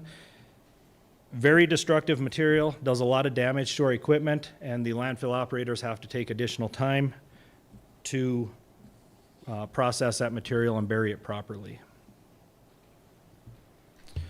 So if you come in with a big roll-off and it's in the bottom, how are you gonna catch that? Generally, the operators will call back to the scale house and we will recreate that ticket. If it is a roll-off, it's our normal haulers, it's our commercial haulers, so then we just visit with them on their next pass-through. And why didn't we talk about these changes at the budget session? Why are we bringing them up now? We were in the process of working through it at that time. And a lot of it was, the recycling one was tied to the contract Right. with Demcon, which we were in the negotiation stage at. Okay. And then after we got to our expenses, we started on the revenue side, and I'll just go right into this one. On the water base and usage rates for the utilities department, the base is used for infrastructure costs and repayment. The usage is basically the water purchased from Southwest Water along with some conveyance.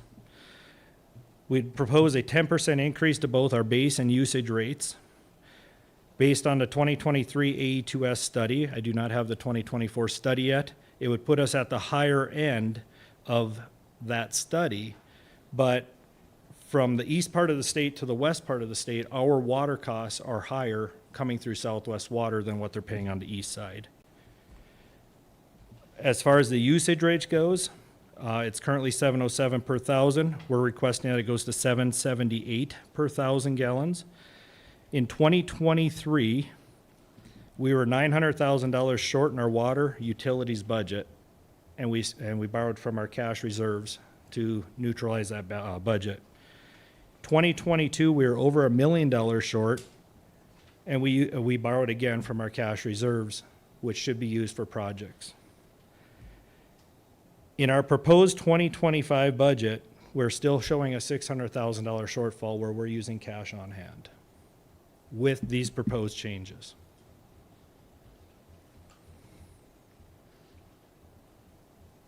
Moving into the sewer base and usage rates, same situation, proposing a 10% increase to both the base rates, which are for infrastructure costs, and then the usage rates, which cover our processing at our water reclamation facility. In the past, we've never had revenue going to our water reclamation facility from our residents and from our sewage coming off of our city residents. I would like to see that change, and I'm working with Ms. Carlson to make that so that the usage, the $3 that we're proposing, goes to help cover our expenses of O&M at our water reclamation facility.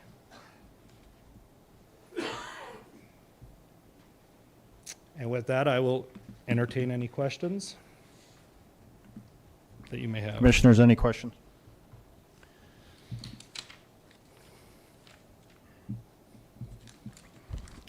I don't really have a question. I prefer, or just a comment, and then I echo what Mr. Frederick.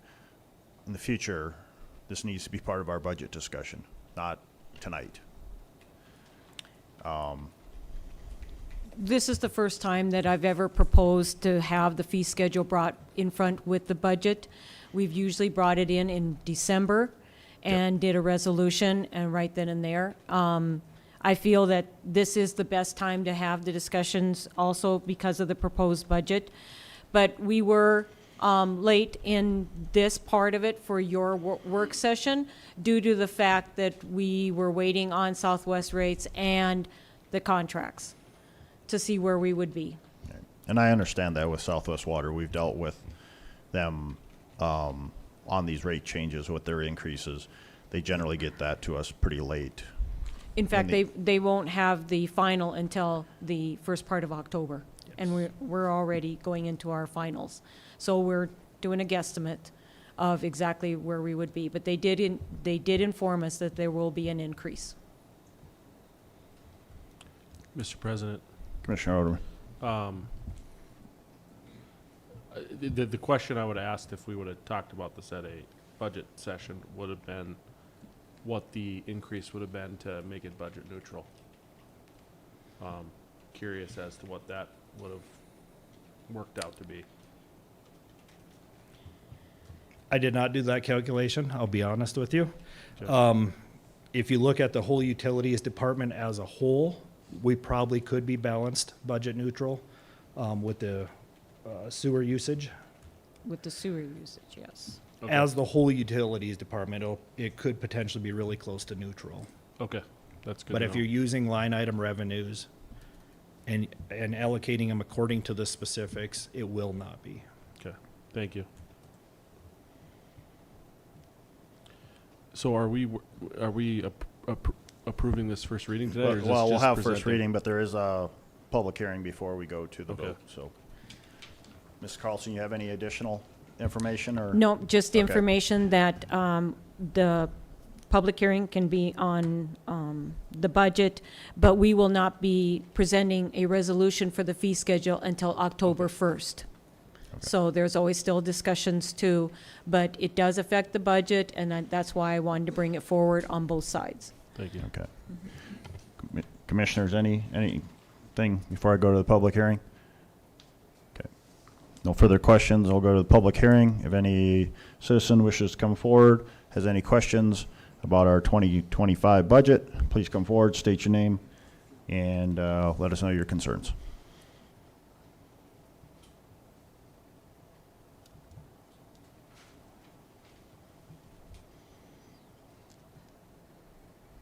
Anyone from the public? If I'm correct, this is 1811. If you're watching online, 701-456-7006.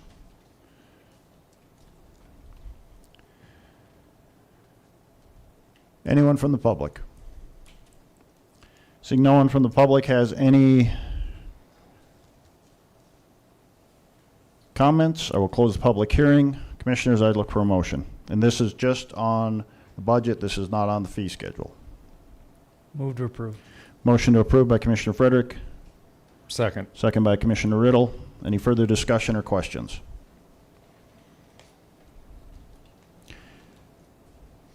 Hearing none, we'll go ahead and vote. Mr. Frederick? Aye. Mr. Riddle? Aye. Mr. Oderman? Aye. Chair votes aye. Motion carries. All right. Go into the public comments not on the agenda. If anyone wishes to come forward, please state your name for the commission. Thank you. My name is Sarah Moe. Thank you, Mr. President and Commissioners. I'd like to bring a subject matter that we talked about last week. It was withdrawn by the United Way, but I'd still like to talk about homelessness and bring it aware to the commissioners. I believe it is your duty as the commissioners to make sure that we get a homeless shelter here in Dickinson. I refer to a text that many in the United States view as a sacred text. It is from the Holy Bible. Proverbs 21:13 says, "He who shuts his ear to the cry of the poor will also cry himself to not be answered." That's the NSAB. Proverbs 31:8, "Speak up for those who cannot speak for themselves, for the rights of all those who are desolate. Speak up and judge fairly. Defend the rights of the poor and needy." A study written and done by Brandy Tuck, she had written an article from 2019 saying there are 3.5 million homeless. This was done in 2019, so of course 4.5 years, who knows how many homeless we have now. The definition of homelessness is also known as houselessness, or unhoused, or unsheltered. It is the condition of lacking stable, safe, and functional housing. It includes living on streets, moving between temporary accommodation with family or friends, living in boarding houses with no security or tenure, and people who leave their homes because of civil conflict or refugees in a country. This is from Wikipedia. I've stated before, I'm simply a community member who has a passion to help the homeless. I've seen it over and over again, and I cannot stand one more winter to see homeless out in the Dickinson streets. I urge you to support any initiative that comes your way to help the homeless. I'm thankful that he withdrew the United Way withdrew their supplication for the money, because the fact is, I came up with a list. I'm a citizen who works to make things happen. I have a list right here of people who are gonna come up and step up. 15 people, I have a lot more coming, who are willing to go and raise funds to get the money for the environmental study. Not only that, there was a question asked, oh, what are we gonna do when the grant money runs out? Well, let's look at homeless shelters across the nation. They go out, they do fundraisers, and they go to businesses and get funds. The great thing is, what we have going for us when we do get a homeless shelter here is we need a 501c3.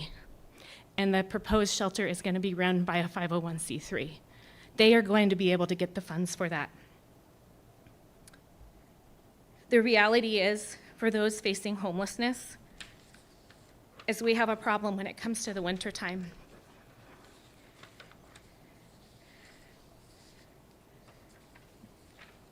We need a shelter that is in the middle of town to have easy access to the courthouse, social services, and groceries.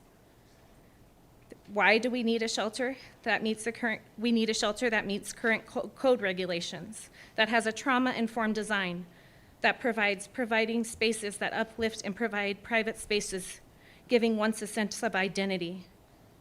Did you know that initial research that greater success for healing for homelessness and the crisis trauma fast track to attain housing comes from trauma-informed care?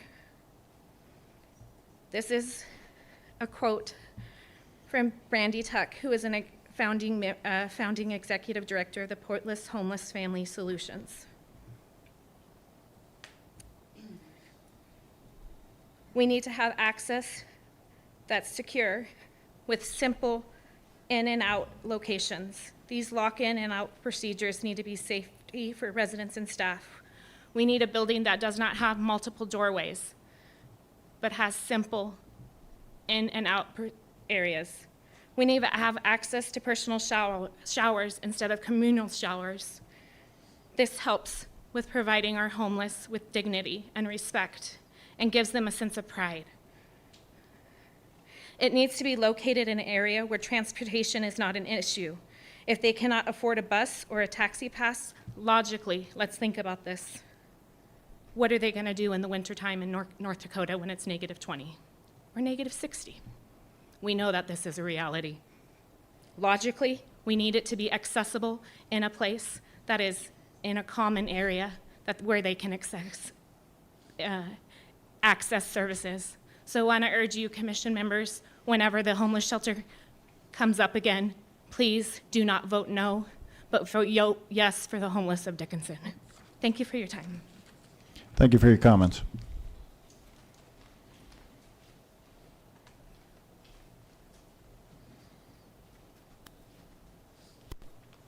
I'm David Steinbach. Thank you for, I see the minutes are now printed in the press, so I can read them. But I have another You're welcome. issue. Huh? Okay, you're welcome. Come down to make my payment for the city bill, and the alley's blocked off because they're got trailers and stuff loaded in there. No. Then there's usually no place to park, so where are you going to walk? Park 2 blocks away and walk down and pay. That alley should never be blocked. Either that or What night was it, Mr. Steinbeck? last city commission meeting. Okay. I was going to say on Thursday nights, generally it is blocked off because of, during the summer because of on the Legacy Square events. Yeah, they had something the other night. Okay. Night But- out or whatever. Oh, that was, we had that night out. So it was an event. Generally, it is open most of the time. Well, most of the time isn't acceptable. It should be open all the time. Either that or move your doggone drop box to someplace that's accessible at all times. I mean, over at the old city hall, it was always accessible. Plus, I don't know why they didn't keep it so that Consolidated and all the other ones were together like they were over there. I mean, now there's only the city, you know. I think, An I MDU. think that was their choice. Huh? That was the utilities' choice. But, okay, that's my next gripe. Then the fence ordinance, I had came up that, you know, my neighbors had put up a fence and it kind of ruined my backyard. You should make an addition to that fence ordinance that it has to be acceptable to all parties involved. Some yards can infect like 3 different individuals. When our neighbors built a new house across the street, they had to have me sign an okay that they could build their garage as large as they did. Of course, it was a beautiful home and a beautiful garage. There was no reason to sign against it. But a fence, there are many different types of fence. I had a wrought iron fence back there that was ornate.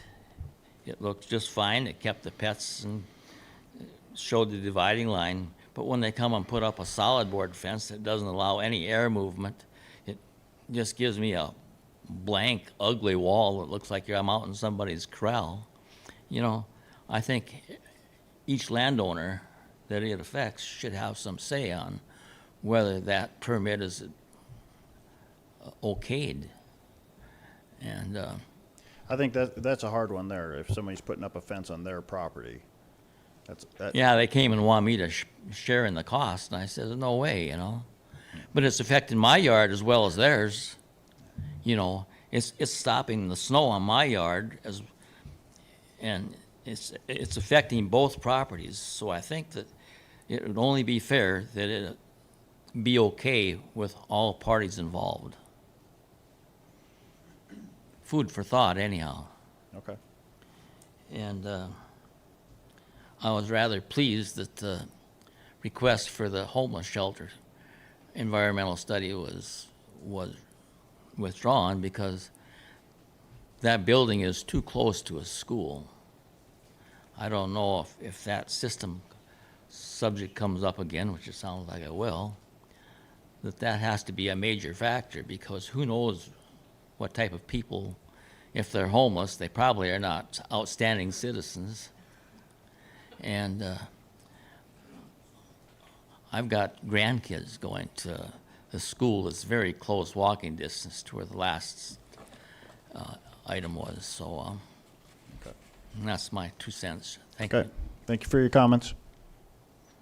This is about the home shelter, right? You can. Okay. I just want to say that I wear my mask for a medical condition, but nothing to worry. But my name is Omar, and I am the owner of the Mexican restaurant Los Cabos. And I don't know if they want to put the shelter next door in the hotel. I mean, the idea to put a shelter, I don't really care. But not in the area where it's a kids, it's a school in the corner, it's a family restaurant, it's a dentist's office. I mean, the family is not going to be safe around the shelter home, because those people are, to be honest, I don't know who those people, criminals, drinking, drugs. But the American people want to help people, it's okay, but just make sure don't hurt any other good families, kids. If you guys want to put a shelter, it's okay, I agree. Just outside of the city, you know. You put in a hotel, and then my restaurant is not going to be good. The dentist's office, the people live in the top of the houses, the value is going to be down. Nobody's going to be safe, to be honest. Pretty soon it's going to be look like Los Angeles, downtown, or New York. So if you guys want to do that, it's okay. I'm not really 100% agree with that, but I mean, it's just my opinion. Nobody's going to be safe around that area. And then the school is around the corner, but I just, my opinion, you know, if you guys do that, then Los Cabos has to move. Because then it's not going to be family place safe to the family people going to eat. And it's just my opinion. you know, I hopefully cannot do that there. All right, thank you for your comments. Hello, Commissioners and Mayor Decker. I know all of you seated on the board. My name is Benita Ellis. I also go by Benita Sassy because I went in the service. I'm very good friends with Jessica Clifton Mack, and we've been friends for 15 years. And we have more homeless veterans in the state of North Dakota than anywhere in the United States. We also have the largest per capita veterans in the United States. Our state has 200,000 veterans. And to see a veteran homeless is very, very disturbing. And I think Mr. Olderman worked at me with the Dickinson Press when we had the oil boom. And we had a citizen come in and say, there's 2 people living in the tree line by Dickinson Tire. And I said, okay.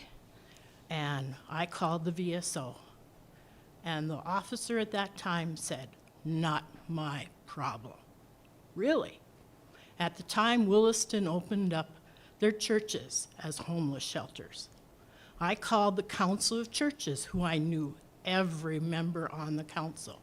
And he said, it's a liability issue. I said, if it's a liability issue, why can Williston do it? He says, it starts with you. I then read him the Sermon on the Mount. And then I went over to Jennifer McBride, and she took a story. And Sunday morning, it was on the front page of the Dickinson Press, right before the Thanksgiving community dinner, which I took them to. And later on, we had a homeless shelter in Dickinson. If you don't think there's homeless people in this town, you're badly mistaken, and we are all one step away from being homeless. Thank you for your time. Thank you for your comments.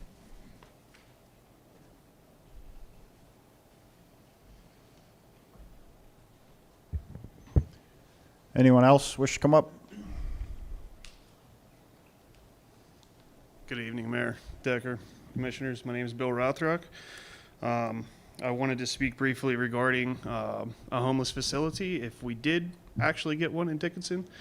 It's a difficult topic a lot of times because it's not just homelessness. Throwing someone into a home, putting a roof over their head is not going to fix all the underlying issues, whether it be PTSD, some type of addiction, gambling, drug addiction. There has to be ancillary staff in place to support them. There would have to be a plan of action. There would have to be cognitive behavioral therapy, motivational enhancement therapy, classes on finance, maybe a temp agency involved, you know, to get them out and working, and class 1 day a week, and a time period where they would be permitted to stay there 6 months until, okay, we're going to build this person up and release them into the community to say, hey, you're a productive member of the community at this point. You've proven that you can manage money, you can take care of your priorities, and you know, you're of clear mind. My concern basically is, you know, it's a difficult topic because nobody wants to look at someone when it's negative 20 degrees outside, you know, walking around with a rucksack, obviously. But if we're going to go in the direction of actually putting these people somewhere, we need to also have the staff to support that. You look around and look for a physician that's a specialist in this town. Look for an endocrinologist, for example. How many people have diabetes in this country? So my biggest concern would be staff to support this. Where are we going to find specialists that are actually going to put in that effort? And also location. When I heard the proposal with the location, I live close to that. It's not ideal for location. I wouldn't think of for something of that matter. Now they did pull it, and I'm not saying that it's a bad idea. I'm just saying that we should be cognizant of what it requires. It's not just funding. It's more than that. So that's all I had to say. Thank you. Thank you for your comments.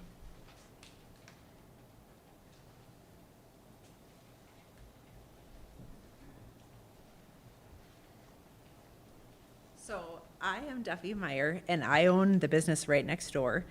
And I can say, yes, I definitely see a major problem with homelessness. However, I have some questions, I guess, and I don't know if this is the right place to get them answered. But last meeting they talked about how this would be a place, and Dr. Bear said that people could stay there kind of long-term. And I know in this summer, a code was changed to allow for group living. So is this considered an on-house facility or a transient facility, or what was actually approved?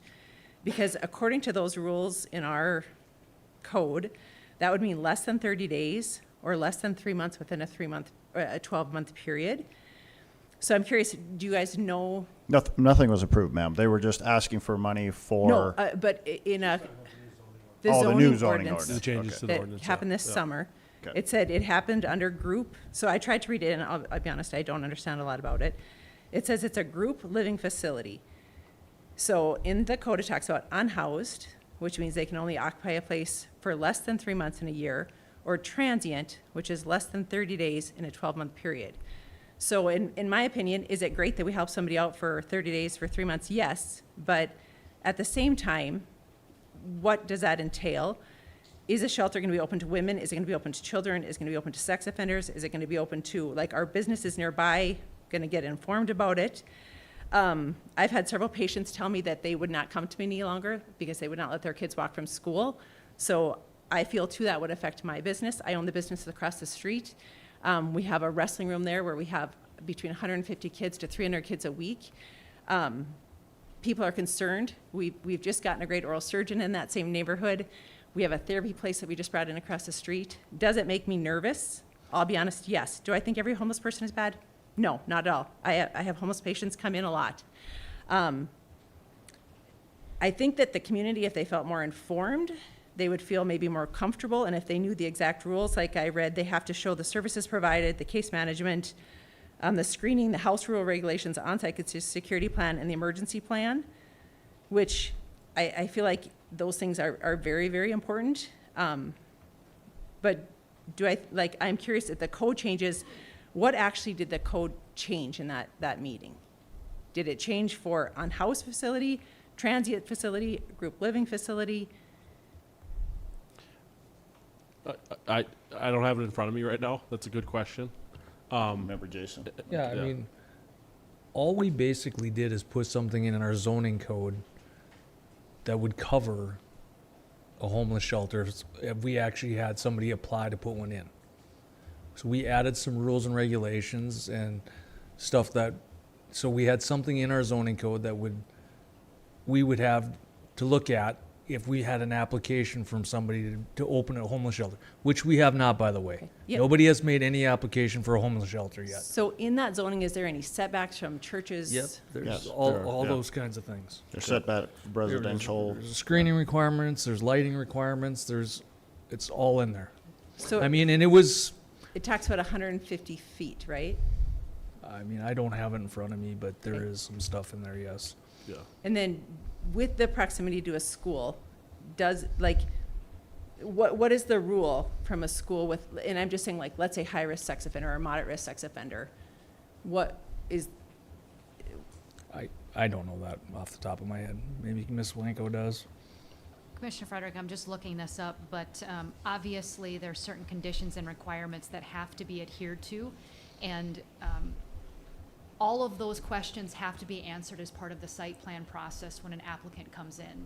So just in this particular situation, it's I don't want us to put the cart before the horse because, again, there's been no application that's been submitted. So whoever does submit the application has to make sure that they meet all of these and check all of these boxes as it's currently written in code.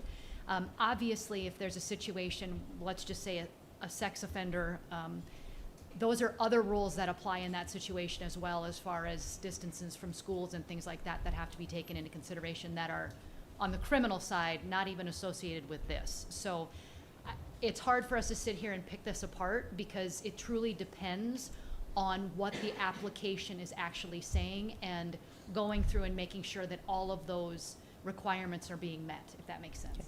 Does federal grant money play a different role in that, if there is any federal grant money? As far as the application of the city's ordinance? Or even the rules that have to be followed? So I mean, there are some stipulations with the federal grant dollars. The The high-risk sex offenders, I do not think it's, that does not, like, it's not required through those that they serve high-risk sex offenders, if I recall correctly. I know that Dr. Bear is working on scheduling some community meetings to talk about this. And so you raised some really good questions about rules and things like that, and that's something that him and his staff have been working on, like staffing model, what the rules are going to look like and things like that. And so that would be some really good questions to bring to that community meeting before we get into a situation where they're applying for a permit or something like that. And I talked to Dr. Bear about this too. He probably needs to sit down with city staff and talk about, does the Dickinson Inn meet all the stipulations of the new code? And then that would With be my setbacks only and other things like question that. is, if it happened to be the Dickinson Inn, if they change it, because they would change the building usage, right? Does that make it have to go to ADA compliant? That'd be a question for the code guys, but yeah. Yes, I would imagine guess it does. Yeah. Okay. Yeah. All right, thank you. Yeah.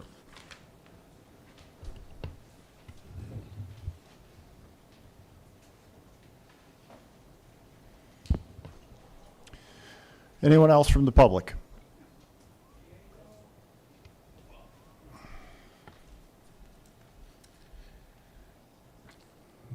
Good evening.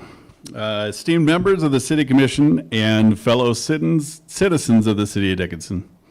My name is Tori Barnum, and I stand before you today as a former regional director, care coordinator, and peer support specialist for a nonprofit company called the F5 Project. A Dickinson bar owner, a recovering alcoholic who was about 1 month shy of celebrating 10 years of sobriety. Thank you. And a concerned, empathetic citizen of our wonderful Dickinson community. My journey has given me a unique perspective on the issues that we face. Over the past 2 years, I've had the privilege of working directly with individuals facing some of the most challenging circumstances in our community. Homelessness is a hidden crisis in Dickinson. It is an issue shrouded in shame, depression, and disbelief. Many of us may not see it daily, but it exists, and it affects our community profoundly. During my time at the F5 Project over the last 2 years, I have encountered countless individuals who are suffering from homelessness.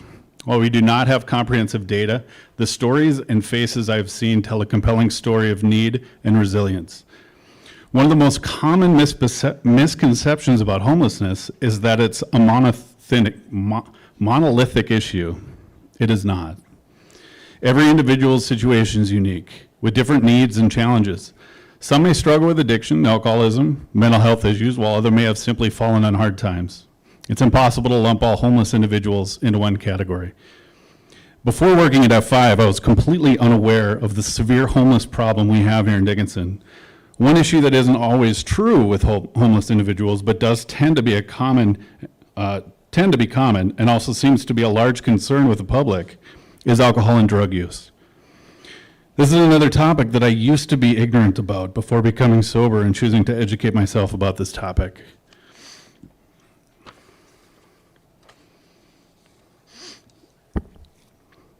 I believed that alcoholism and addiction were matters of willpower. I was wrong.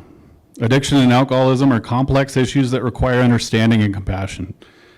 There's a support group called Al-Anon, which is for people who love someone who struggle with alcoholism. I encourage everyone here who loves or cares about somebody who's struggling to attend one of those meetings. They're held on Wednesday nights at 7:30 at St. John's Episcopal. To gain a deeper understanding of this issue, Al-Anon helped me realize how much I didn't know about alcoholism and how it affects individuals and their families. In the past 2 years, I've worked with people from all walks of life, those being released from incarceration, individuals with mild to severe mental health issues, addicts, alcoholics, the homeless, and the disabled. The common thread among these people is a desire for a better life. However, they face significant barriers: insecurity, doubt, stigma, and overwhelm.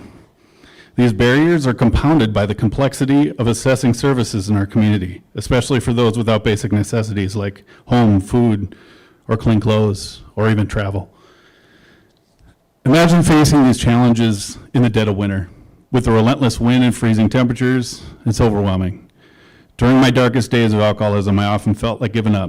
I didn't know how to deal with my emotions, and I turned to substances to cope. Many of the individuals I work with feel the same way, overwhelmed and judged by a community that doesn't fully understand their struggles. Even in our local jail, I go inside and I see a reoccurring theme of hope. Most of the people I meet want to change and become better versions of themselves. They need our support to succeed. A homeless shelter with support services is not just a humane necessity. It is an incredible tool that can help our community thrive. I have only become successful, quote unquote, because I have had people in my life who have given me second, third, 15th, and 20th chances. I'm fortunate. I have an incredible support system. Many of these people do not. Included in the plan for this project will be support and guidance for services. I'm glad you brought that up. It's not just a willy-nilly plan. Right now, there is no hub or no place for those who need help, support, or guidance. There's currently a work group that's creating plans and efforts in place right now. And by establishing a homeless shelter in Dickinson, we can provide a safe haven for those in need, offering them the support and resources to rebuild their lives. It's an investment in our community's future, fostering compassion, understanding, and growth. Together, we can make Dickinson a place where everyone has the opportunity to succeed, regardless of their past or present circumstances. Thank you for your time and consideration. Let's work together to make Dickinson a better place for all of us, not just some of us. Thank you. Thank you for your comments.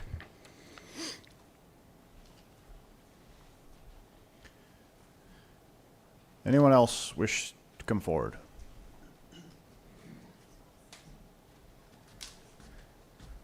My name is Brett Messel, Commissioners, Mayor Decker. My mother's name is Jeanette Messel, or Jeannie Messel. She worked at Community Action. I know a lot of you guys probably know her. She's in Bismarck now.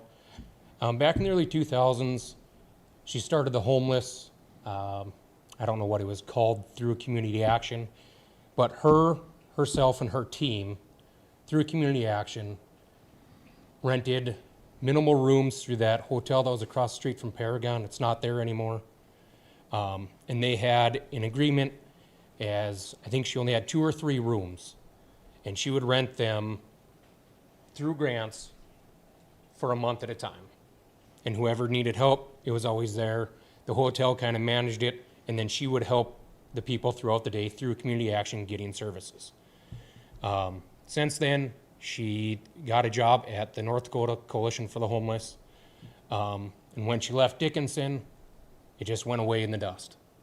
Nobody thought about it. Nobody talked about it. We didn't have it here. You know, Dickinson doesn't have drugs here. We all know that's different. It's sad that even as a citizen of Dickinson, that we haven't thought about this or tried to do something in the last 24 years, because it was the early 2000s when she was doing it. I was impacted with it growing up. 2 o'clock, my mom would go to work. Homeless person needed a place to live. She'd let them in. I know that the Dickinson Inn was talked about. I wasn't here at the beginning. I only got off work shortly after 5. I know that the Armory is building a new safety center, or whatever they call it. Could that be a possibility of being incorporated into a homeless shelter, like maybe turning the offices in to rooms or something? Just something to think about. You know, I understand that the jail is on the back side of it, but my thought is, if there's a jail there, can we house homeless there? I understand they're a connected building. I don't know what that's all going to entail.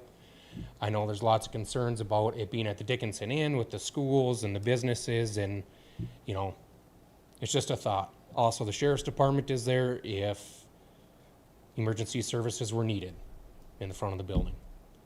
I guess that's my 2 cents. Take it with whatever you want. Another thought, you can lead a horse to water, but it can't drink. But it also can't drink if you don't bring it to the trough. That's all I got. Thank you. Thank you for your comments.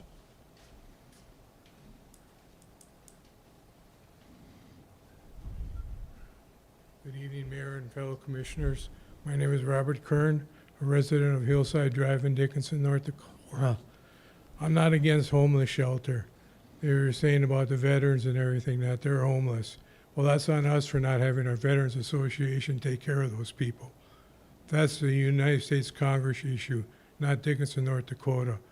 And I don't mind that you're gonna have to house these people somewhere, but you're putting them at a motel that's straight across the street from a bar and 2 blocks away from a liquor store. Are these people gonna be tempted to go to the bar and the liquor store? Possibly. And I can't see having this shelter within 500, well, about, 100 yards or 200 yards away from a preschool, elementary school. We need a homeless shelter, possibly, yes, but we don't need it in a facility where we're just egging them on to not get better with their health and everything. So I just think we need one, but we have to relocate it to a place that makes a lot more sense than what we have now. Thank you for your time. Thank you for your comments. All right, anyone else? All right, I'll close the public comments down. Before we go back to the regular agenda, we will have a short 10-minute break.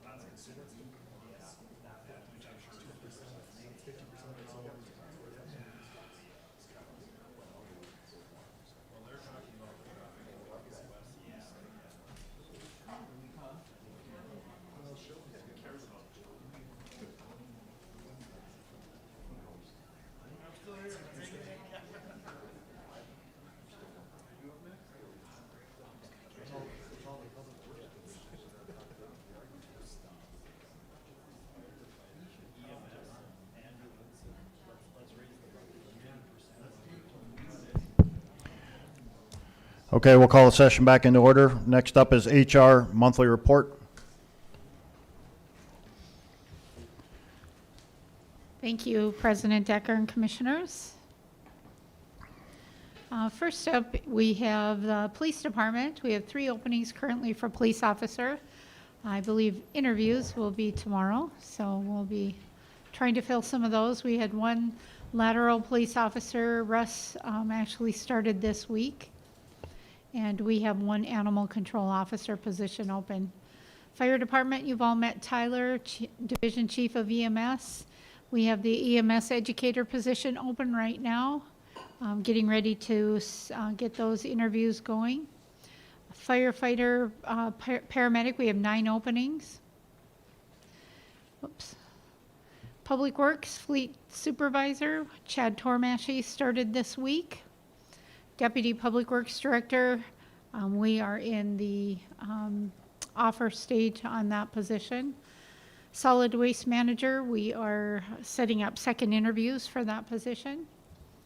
Solid Waste Operator, did some interviews today for that one. And Street Maintenance Operator, looks like we'll have some offers to make on some of those positions. Finance, we had the Deputy Finance Director interview just yesterday. Limited hour library page, we did hire 2 people. Ethan and Rebecca did 1 orientation today. Librarian, we're looking for a bookmobile and school services librarian. So we are setting up those interviews for real soon. Senior engineer, that is an internal position only. We did complete that interview and we'll be looking to finish that up. Construction project manager, we have that position open for a little bit yet and still taking applications. And that wraps it up. Any questions? Thank you, Mrs. Dominic. Any questions for Mrs. Dominic on the monthly HR report? Thank you so much. We'll move into Public Works. We have a generator service contract presented by Public Works Director Prowse. Good evening, President Decker and Commissioners. Before you tonight to present a generator service contract. City of Dickinson has 33 stationary generators and 2 portable generators. As part of this request part of this RFP, we were asking for routine service inspections, annual service to generators, auto transfer switches, on-site repair and replacement of minor issues during the inspections, priority scheduling for major repairs, load testing and power transfer on designated units, and programming as needed. Within your packet, there is a list of those 33 generators, including the 2 portables. The ones with the load banks at the end of that Excel spreadsheet would be the ones that in the yellow highlighted area would be the ones we'd be requesting a load bank test on. We received a total of 3 bids for this RFP, TWE, Cummins Sales and Service, and Butler Machinery. The City of Dickinson staff is looking to award the maintenance agreement to TW Enterprises for a period of 3 years with the option to extend to a 5-year period if both parties agree. As you can see on the slideshow, they were the low bid at $171,837, followed by $205,403 with Cummins and $284,769 with Butler Machinery. And I'd be open to entertain any questions you may have. I may add, that is a 3-year cost. It's broke out annually. So we won't get charged that full amount for 3 years. For TW Enterprises, an example, first year in 25, it'll be roughly $56,000, $57,000 in 26, and $59,000 in 27. Mr. Prowse, I'm familiar with the other 2 TW. Are they local?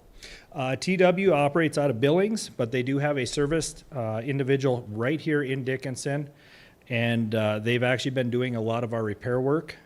Cummins is actually driving up here out of Minot, so we are paying a lot of service charges for drive time. Okay. I'm just, you know, if we, just so they have a representative local in case we have an Yes, they emergency. do. So, Yes. any other questions, commissioners?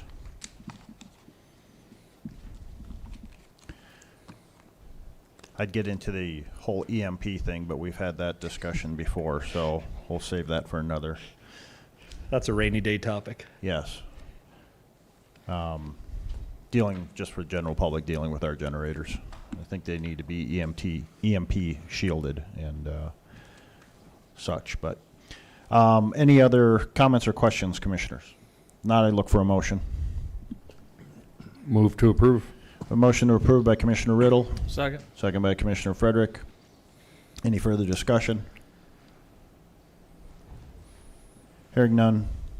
We'll vote. Mr. Riddle. Aye. Mr. Frederick. Aye. Chair votes aye. Motion carries. Mr. Prouse, you have the Broadway shop bid approval? Yes, as we were working through our 2025 budgets, work sessions, it was requested that I solicit quotes to proceed on doing some exterior finishes to our two Broadway buildings located at 615 and 625 West Broadway. Before you tonight to present what was requested on the quotes was the replacement of exterior metal panels, the replacement of the windows with eliminating a few of those that are no longer needed, replacing the gutter system and downspouts, the walk-in doors, painting the overhead jambs and the bollards in front, and then also replacement of the overhead door weather stripping. This would be major improvements to the exterior finishes of both of those locations right on West Broadway. We did receive 3 quotes for the RFP, Dickinson Steel Builders, Two's Construction, and Coling & Coling. Upon review, city staff is recommending approval to award Dickinson Steel Builders the project for $249,881. This is not a 2024 budgeted item, but was requested through the work session. And after visiting with Deputy Administrator Carlson, the funding will be used from interest revenue. Thank you, Mr. Prouse. Any questions on the bid opening? I'd look for a motion. Move to approve. Motion to approve by Commissioner Frederick. Second. Second by Commissioner Riddle. Any further discussion or questions? Hearing none, we'll vote. Mr. Frederick. Aye. Mr. Riddle. Aye. Chair votes aye. Motion carries. Mr. Prouse, you have a transportation contract for recycling? Yes, upon approval of the contract with Demcon Material Recovery Facility in Shakopee, Minnesota at the last commission meeting, I'm before you tonight to present a contract agreement with Tracker Management from New Prague, Minnesota. Tracker Management has been doing our transportation services of our recycling materials since the startup of this recycling program in 2018. The early stages, they were contracted through Demcon, and then later on, the city of Dickinson had an agreement signed with them. We are looking to extend that contract for a 3-year period starting October 1st, 2024 until September 30th of 2027. There are no changes to the original contract with the exception of a fuel surcharge. There were no changes to the original contract. The cost per the trip is $2,275 per load, plus EIA's fuel surcharge.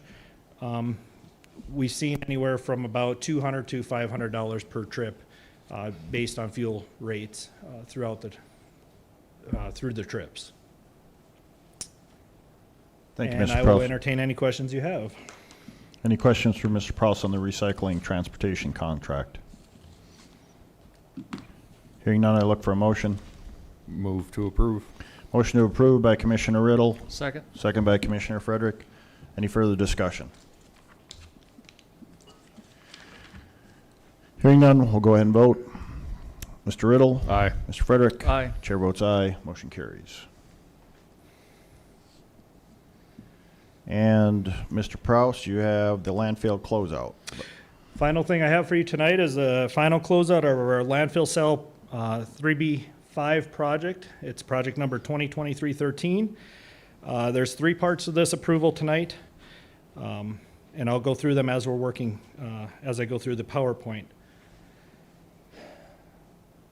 The project awards that were presented by the commission were with Houston Engineering for the design, bid, and construction management of $291,601. American Testing and Engineering for soil testing and lab work of $46,091. Bronco Brothers as the contractor for $3,190,643.30. And then change order number 1, which was our sand drainage barrier, which I had presented at a commission previous, for an additional $48,117.81. Total approved for this project by the commission was $3,576,453.11. Bronco Brothers did an outstanding job on the project. They were very easy to work with, and we had really good working relationship. They actually came in lower than the original quote after 2 change orders. Obviously, the first change order, which was for $161,882.19 deduction, and that was to help fund the sand drainage barrier. But then with multiple changes through the project, eliminating some culverts, some tonnage charges or yardage charges that had to be adjusted in the field, a little extra garbage here, a little more dirt that had to be moved in certain areas. There was a change order number 2 that did add $57,605.73, which brought the completion actually under bid at $3,086,366.84. I will need an approval on Bronco Brothers' final bid of $497,099.24. That is in your packet. Thank you, Mr. Prowse. Any questions for Mr. Prowse? Not. Need a motion for the landfill closeout. I do have more to it. That's part Okay. 1. Okay, that's part 1 Yep. for the, That's for Broncos. yep, for the Broncos. Closeout, right? Yes, to close out the Bronco contract Okay. and release them from the project. And again, that amount that's final is $497,099.24. Any questions, commissioners? Not, I'd look for a motion. Motion to approve by Second. Commissioner Frederick, Second. second by Commissioner Riddle. Any further discussion? Hearing none, we'll vote. Mr. Frederick? Aye. Mr. Riddle? Aye. Chair votes aye. Motion carries. Your second part, Mr. Prowse? 2 parts to this section. Houston Engineering, they were the engineer on this job. Original contract, $291,601. To close out their original contract, I will need approval of their payment of $21,305.18. With that, they are requesting a task order amendment, which again was included into your package, for an additional $26,700, bringing their total contract, if approved, to $318,301. This task order amendment is to assist with the project funding for the Clean Water SRF loan and grant that came up after the original project was presented, coordination with NDDEQ to complete the applications, required modifications to the project documents, an additional public hearing because we did end up soliciting a second bid. We only received one when we pushed it out the first time. And then they assisted with the Clean Water SRF periodic inspections, tracking, and documentation as needed to work through the process. So 2 parts to that. Closeout of their original contract, $21,305.18, and then approval of a task order amendment, which is in your package, for $26,700 for the additional, which I have listed on that on that PowerPoint. Sherwin Warner, Houston Engineering, is in the crowd and can answer any questions if you may have. I'd make a motion to approve the final payment to Houston Engineering. Second. Is that including the additional work? Including the With task the order amendment. Task order amendment? Yes. Okay. So we have a motion to finalize payment with the task order amendment amount made by Commissioner Frederick, second by Commissioner Riddle. Any further discussion?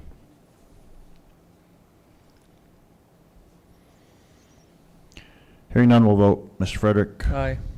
Mr. Riddle? Aye. Chair votes aye. Motion carries. There will be an invoice on the consent agenda for that 26,700 next meeting.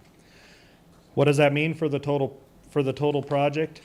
Total project costs, we are estimated at about just 90,000 over what was approved, less that 26.7 that you just approved tonight.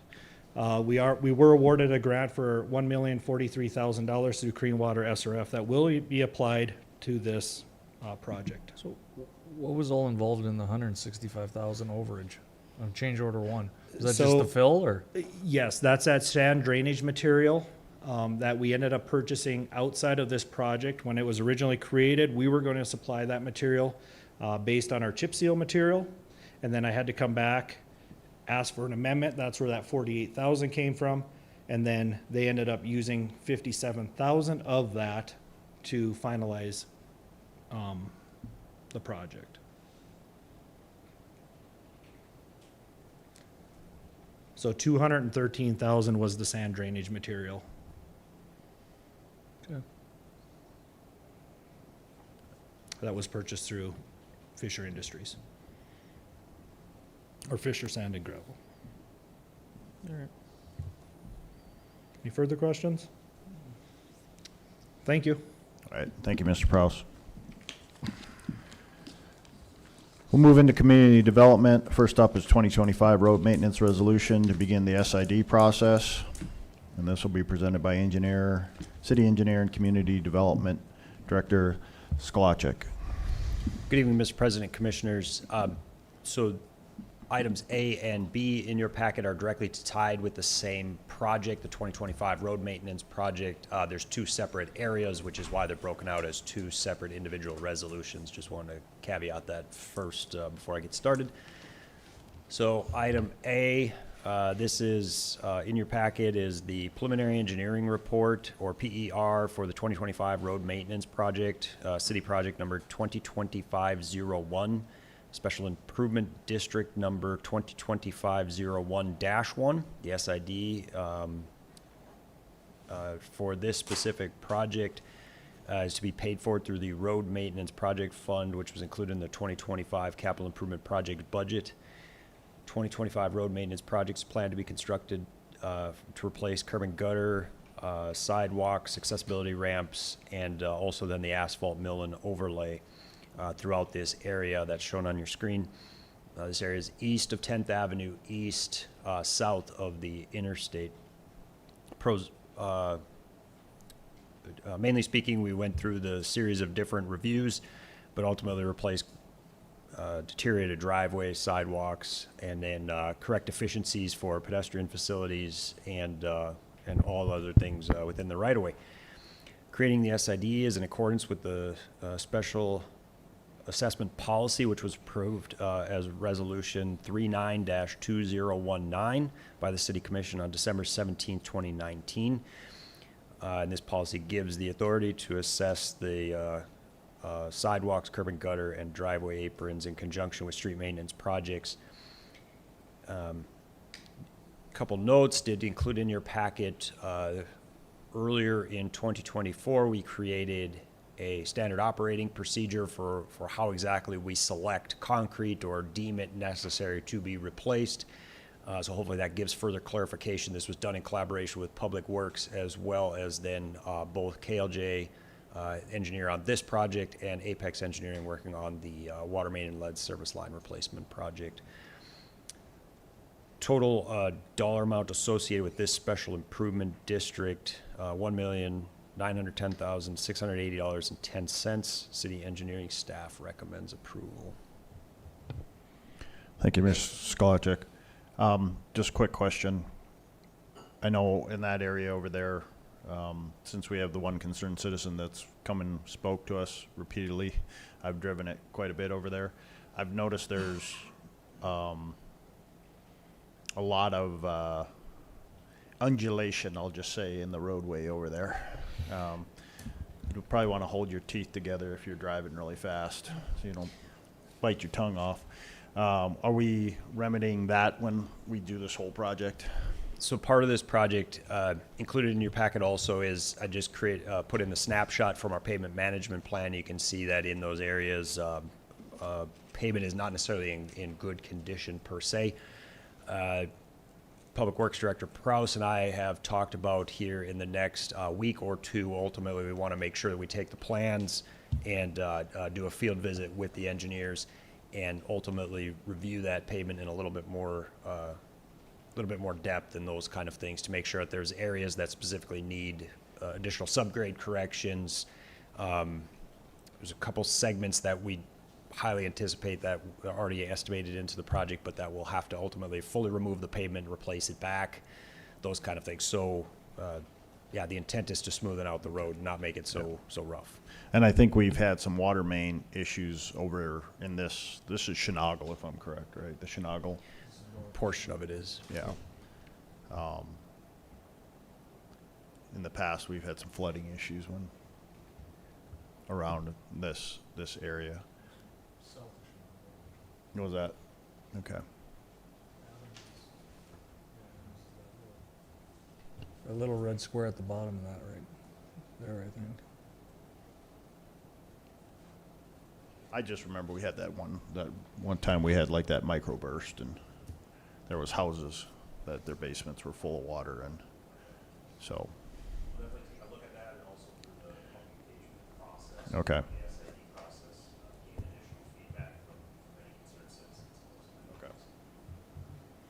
Any additional questions or comments on the 2025 road maintenance resolution SID process? I'm trying to pull this up here.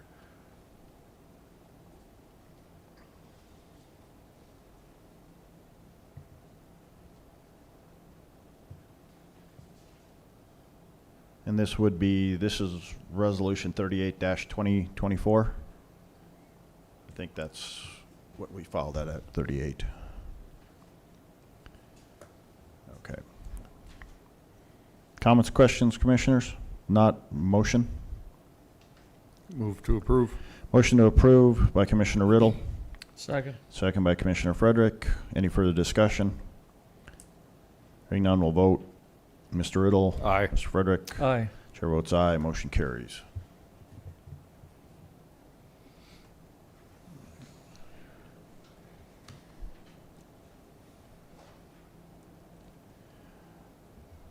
Mr. Sklacek, you have the other area that was selected? Good evening again, Mr. President, Commissioners. Before you is the second area, or the second special improvement district. This area is located along 5th Street Southwest, east of State Avenue, south of Heart River. So before you, include in your packet is a project engineering report for the 2025 road maintenance project, city project number 2025-01, special improvement district number 2025-01-2. Same circumstances as what we described in the past. Special improvement district, curb and gutter was selected based on a host of different circumstances that was included in your packet in the special standard operating procedure that was created. And in this case, curb and gutter will be replaced, mill and overlay will occur, and then there's some deteriorated concrete pavement as you get closer to the intersection with State Avenue. That will be removed and replaced, and then there are some areas where the crown in the roadway is definitely depressed or insufficient, so that's to be repaired with this. Total special assessment estimate for this special improvement district is $37,361.20. City engineering staff recommends approval. Are we, much of the unplatted there is, it's either city property or it's Park District property, am I correct? That portion is owned by the Park District. And yeah, are we running a sidewalk all the way in there? I don't know if there is an existing sidewalk all the way down in there. So most of the length of Fifth that's kind of hit or miss on sidewalks. We'll be including additional sidewalks, specifically on the north side. There's undeveloped on the south. With the 2024 road maintenance project, there's additional sidewalk or connectivity included along 8th Avenue. Okay. So trying to improve that overall corridor as you get to the park. Thank you. Any additional questions, commissioners? This will be Resolution 39-2024. If there are no questions, I look for a motion. Move to approve. Second. Motion to approve by Commissioner Frederick, second by Commissioner Riddle. Any further discussion? Hearing none, we'll vote. Mr. Frederick? Aye. Mr. Riddle? Aye. Chair votes aye. Motion carries. Mr. Skolachek, you have the water main and lead services line replacement, SID. Good evening, Mr. President, Commissioners. Before you is the 2025 Water Main and Lead Service Line Replacement Special Improvement District, City Project Number 2025-03, Special Improvement District Number 2025-03-1. Same circumstances as what was described for the road maintenance project, replace the concrete, curb and gutter sidewalks, drive approaches, those kind of things, and ped ramps in the areas. Same standard operating procedure was utilized for this. Staff reviewed it in the field, and ultimately the intent with this would be water main is to be replaced on the orange lines as shown in this map, and then there's a segment that's to be abandoned in place, which is that purple line, and ultimately concrete replacements, and then a mill and overlay to conclude the work in that portion of the neighborhood. Construction scheduled for the 2024 construction season, anticipating a bid opening for either late 2024 or early 2025. And the opinion of cost for the special improvement district is $911,242.60. Engineering staff recommends approval. Thank you, Mr. Skolachek. Any questions on the water main and lead service line replacement project? Not, I'd look for a motion. Move to approve. A motion to approve by Commissioner Riddle, Second. second by Commissioner Frederick. Any further discussion? And this would be Resolution 40-2024. Hearing none, we'll go ahead and vote. Mr. Riddle? Aye. Mr. Frederick? Aye. Chair votes aye. Motion carries. Next up, we have a development agreement with the K-Win Holdings LLC. Mr. Skolachek. Good evening again, Mr. President, Commissioners. Included in your packet is a development agreement for the development of Lot 2, Block 1, Fisher 3rd, City East. The lot is proposed to be developed with a cattle supplement processing facility. This facility will require water main to be extended for both domestic water as well as fire flows. In 2022, the Fishers 3rd City East plat was approved by the City Commission and filed at the Stark County Courthouse. This plat included a 20-foot water easement along the west side of the property, which was intended for the water main to be extended to the cul-de-sac in the 21st Avenue. As we worked with the developer in this case and just kind of what the project needs were, ultimately it was identified that the development agreement was never filed with the plat at that time. Although there was one in progress, there was never anything concluded. And so, so this is kind of a cleanup item to get this addressed. In this case, the needs for the project really are to extend the water main from the south side of East Broadway into the facility for both the hydrant and then the water service. And reviewing this with Public Works Director Prowse, we agree that this is a reasonable plan forward. The applicant is here to address any questions that you may have.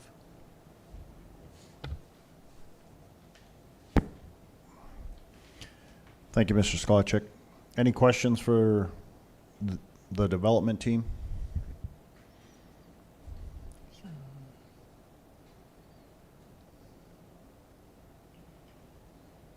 Any questions for staff?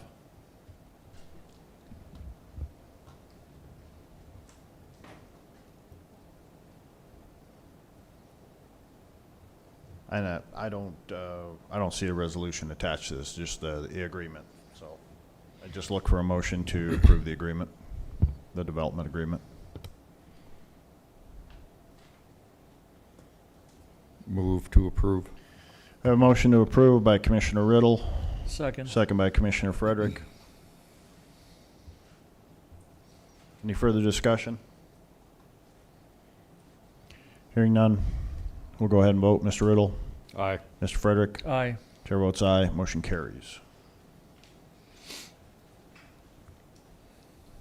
Next up, we have the final plat for the Caden Holly 2E minor sub. This will be presented by City Planner Burchak.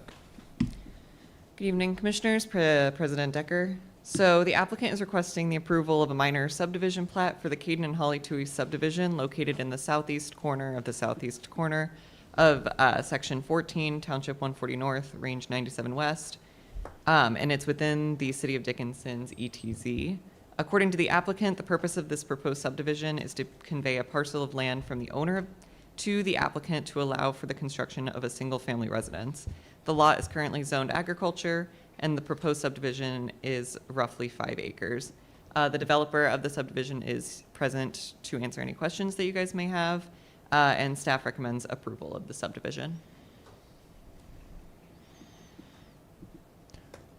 Thank you, Ms. Burchak. Any questions?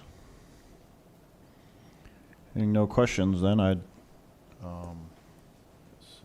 I don't think this is it 41? We have to put a resolution on this? Okay. 41, 2024. So if there are no more further questions or comments, I'd look for a motion on 41-2024. Mr. President, move to approve. Motion to approve by Commissioner Frederick. Second. Second by Commissioner Riddle. Any further discussion? Hearing none, we'll vote. Mr. Frederick? Aye. Mr. Riddle? Aye. Chair votes aye. Motion carries. Then we have the final plat for the Moore First Subdivision. City Planner Burchak. Commissioners, President Decker. So the applicant is requesting the approval of a minor subdivision plat for the Moore First Subdivision, which is located in the southeast corner of the southwest corner of Section 6, Township 139 North, Range 95 West, located in the City of Dickinson's extraterritorial zone. According to the applicant, the purpose of the subdivision is to convey a parcel of land to his grandson to allow him to construct a single-family residence. The lot is currently zoned as agriculture, and the proposed subdivision will be roughly 5.22 acres. The developer for the subdivision is present and able to answer any questions that you guys may have, and staff recommends approval of this subdivision. Okay, this is Resolution 42-2024. Any questions? I'll look for a motion. Move to approve. Motion to approve by Commissioner Riddle. Second. Second by Commissioner Frederick.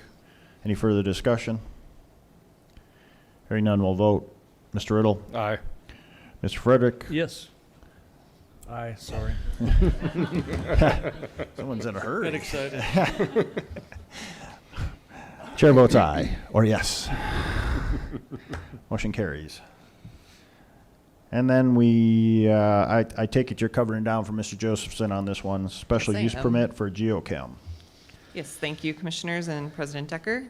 So Geochemicals LLC is applying for a special use permit on a property located at 4637 West Villard Street. The special use permit will be for the storage and distribution of oil field chemicals, along with the daily operations of their business. They're currently operating at 2367 West Villard and have communicated that the operations, as they can be observed at the current site, should be expected to be no different from those at 4637. They will store chemicals which are listed in the chemical inventory and accompanying attachments on site in pails, drums, and totes. No bulk storage tanks are being proposed. The city has not received public comment as of this time. Similar to the Woodworth rezone, this one is another housekeeping item that was heard in March 19th meeting. Again, there was an error with the Planning and Zoning Commission advertisement. Staff recommends approval of this special use permit. Okay, this would be Resolution 43-2024. Any questions? Now I look for a motion. So moved. Motion to approve by Commissioner Frederick, Second. second by Commissioner Riddle. Any further discussion? Hearing none, we'll vote. Mr. Frederick? Aye. Mr. Riddle? Aye. Chair votes aye. Motion carries. And Ms. Burchek, you have a special use permit for Sisters Chocolate.